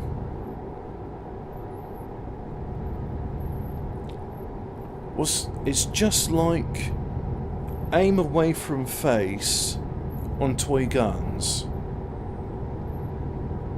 Yeah, I suppose they do that because like kids might not be able to, you know, might confuse toy guns for real guns and then You know, they'll shoot themselves in the face because they'll have access to a real gun. In which case, you know, the question then has to be parental neglect, because like having a gun just lying around where a kid can access is like having access to a chainsaw or anything else that's dangerous, or you know, your car keys. It's like, why did the child get that? You were negligent in your duties. What a wonderful world. Look at this, what a fucking cup country. I mean, France, this would be 90 kilometres an hour, but here it's 70. Fucking 70. It's like, you'll confuse me with someone who wants to spend an extra minute in Sweden that I don't have to. No, this is wrong. Stop this. I want to go faster. Actually, you know what, sod it, I'm going faster.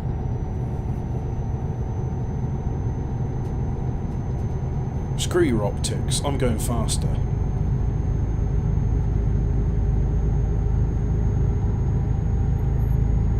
I declare that this road is 90k pph.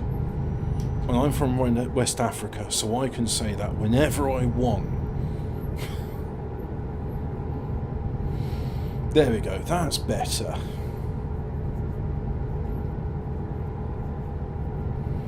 I like trucking. I like trucking. I like trucking, and I like to truck. I like trucking. I like trucking. If you don't like trucking, then tough luck.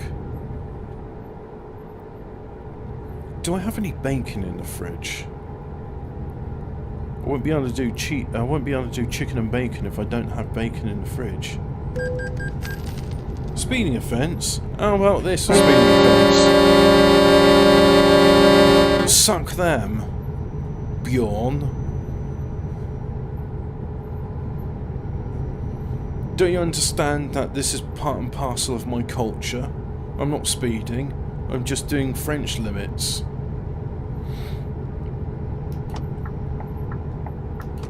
You know, like you might have a game of hopscotch or lacrosse or something. The Somalians have a game of grenade cricket. There we go. There. Well, that sign said 90, so I'm doing 90. So what's the problem?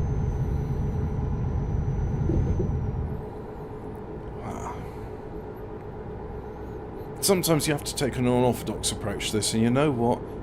I really don't like Sweden, so I'm frankly done with it. I want to get.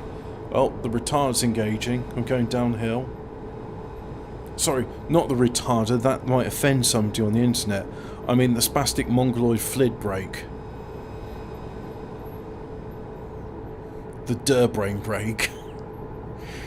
Yeah. Oh, it's a single carriageway, so I suppose that's 50 miles an hour, but you know what, 90's fine. I'd go faster if it let me, but look, I can press the button to go slower, but 90 is as fast as it will let me go. I mean, that's the European internationally agreed upon speed limit. Anyway, let's check my high score. Yeah, those numbers are normal. That number's fine. That number's fine. So currently doing 35. Yep. So average fuel consumption of 32 litres per 100. That's pretty good. I wonder if I can get below 30 litres per 100 kilometres. We'll have to see. Now the thing is, if I was really concerned about that speed limit, sorry, about that fuel trying to get it, I would actually be following the speed limit, which I'm probably obliged to anyway, as I can't overtake that coach. Or can I?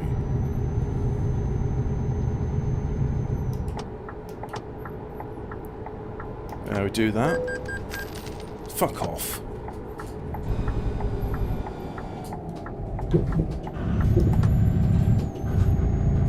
But yeah, if I was concerned about fuel efficiency, I would be following a speed limit, because if I'm going slower, I'm using less fuel.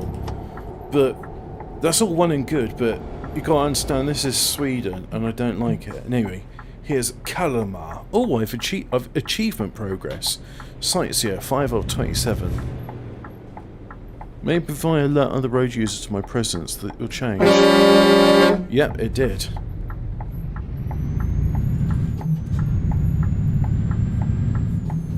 Oh, listen to that purr of the V8.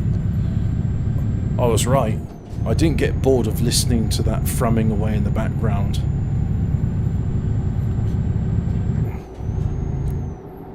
Let's take time to appreciate the sound.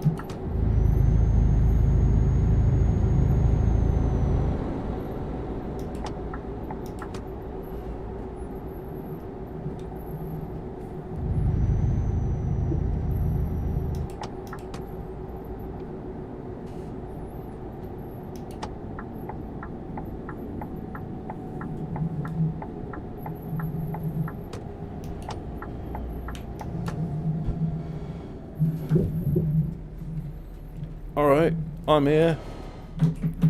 Let's reverse into the holographic no, not triangle. The holographic cube. Where do you want it?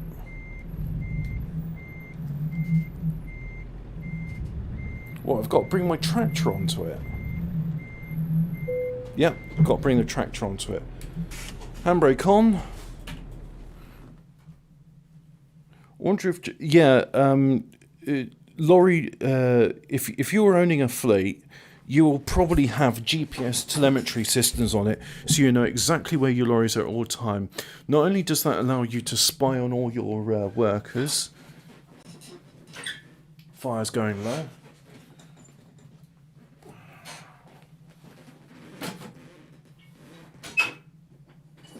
But it also means that if they're going on an unauthorised route or something, you can ring them up and interrogate. But yeah, they will do it. They can even sort of configure it where they have like all the lorries on the map, and if one starts speeding, it will alert the overseer as to what's happening. So we're going to engage the that thing.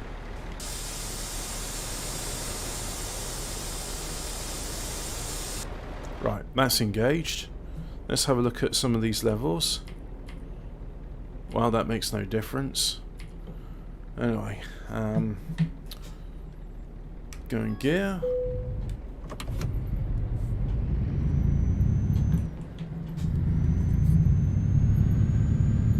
And hopefully the water should be nice and hot now so I can have my bath.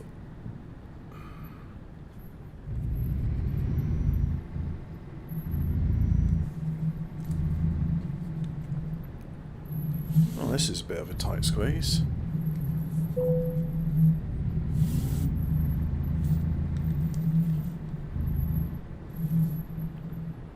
Avoiding that trailer. Right. I think it's probably going to be better if I go all the way around. So let's try that again. Can I be jamming? Can I get it in? See if I can just do a U-turn here. No, I can't. Not enough room. Right, let's go around and do this. Typical Fortnite game. Hello, I'm going to sub and like right now. How are you doing today, mate? Pretty good. Woke up early, decided, hey, you know what would be a pretty good laugh? As I've woken up early, let's do an early morning stream where I'm lorry driving and run over this Swedish bloke. He likes it. It's part of their culture. They sort of celebrate the new Swedes run over the old Swedes in lorries. You know, like midsummer, and they run over their cars as well. So just celebrating part of local Swedish customs where you run people over and crash into their cars, especially on Christmas. Actually, is that a German custom? Hey, it's the coolest kid in the block streaming again. Oh, thank you, Jonah. Yeah, anyway, I'm in the disgusting, awful country of Sweden, and I'm trying to minimise my amount of time here so I don't catch the gay. But yeah, at the same time, I was like, you know what, it'd be pretty good if I get some experience trailer reversing before I do it in real life as a job.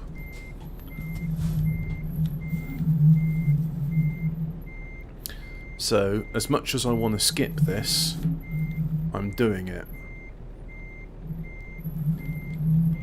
I'm doing it so that I don't have to learn on the job, as it were. Far better to do it in the safety of a simulator than in real life.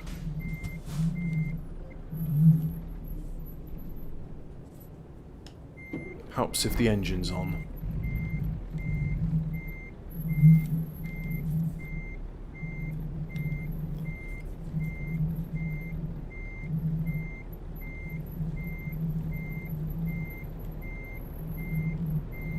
Tell you what, that loading bay there, that is not as much of a struggle to get into as the loading bay in Italy, because I had plenty of room to come up from the side over there, sort of line it up, and then just back in. So now I press E, turn the engine off. I'm not decoupling the trailer because it's my trailer, so let's just unload the trailer. And there it is. Excellent. No damage to the internal goods. Oh, look at that trailer maneuvering bonus. Yeah, I've just gained a level. Alright, what am I going to spend my XP point on? Well, let's fill my ADR certificates, and now there we are. I can carry anything that is dangerous. I can carry explosives, like fireworks, flammable gases, flammable liquids, flammable solids, toxic and infectious substances, or corrosive substances. So I'll apply that, and there we go. So we got some new upgrades. What we got as new upgrades?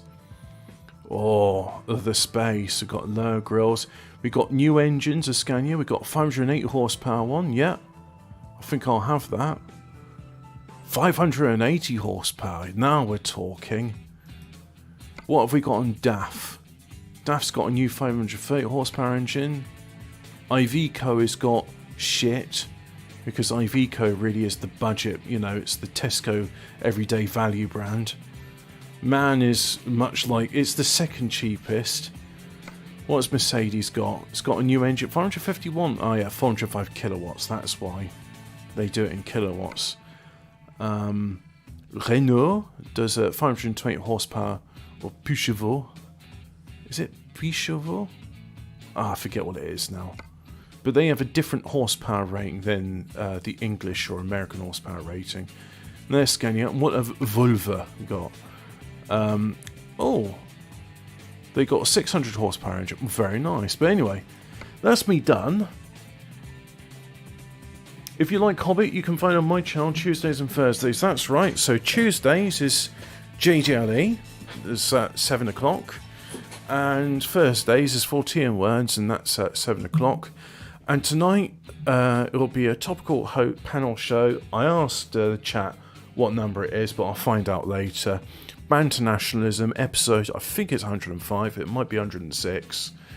And that's going to be 7 o'clock on my show. So anyway, we are going to end the stream. Your progress will be saved automatically. Do you really want to quit? Yeah, I do. Oh, I didn't look at the upgrades available for the trailer. Well, that'll have to come next time. Same truck place, same truck time. Well, it won't be the same truck time. It'll be whenever I feel like it. Goodbye.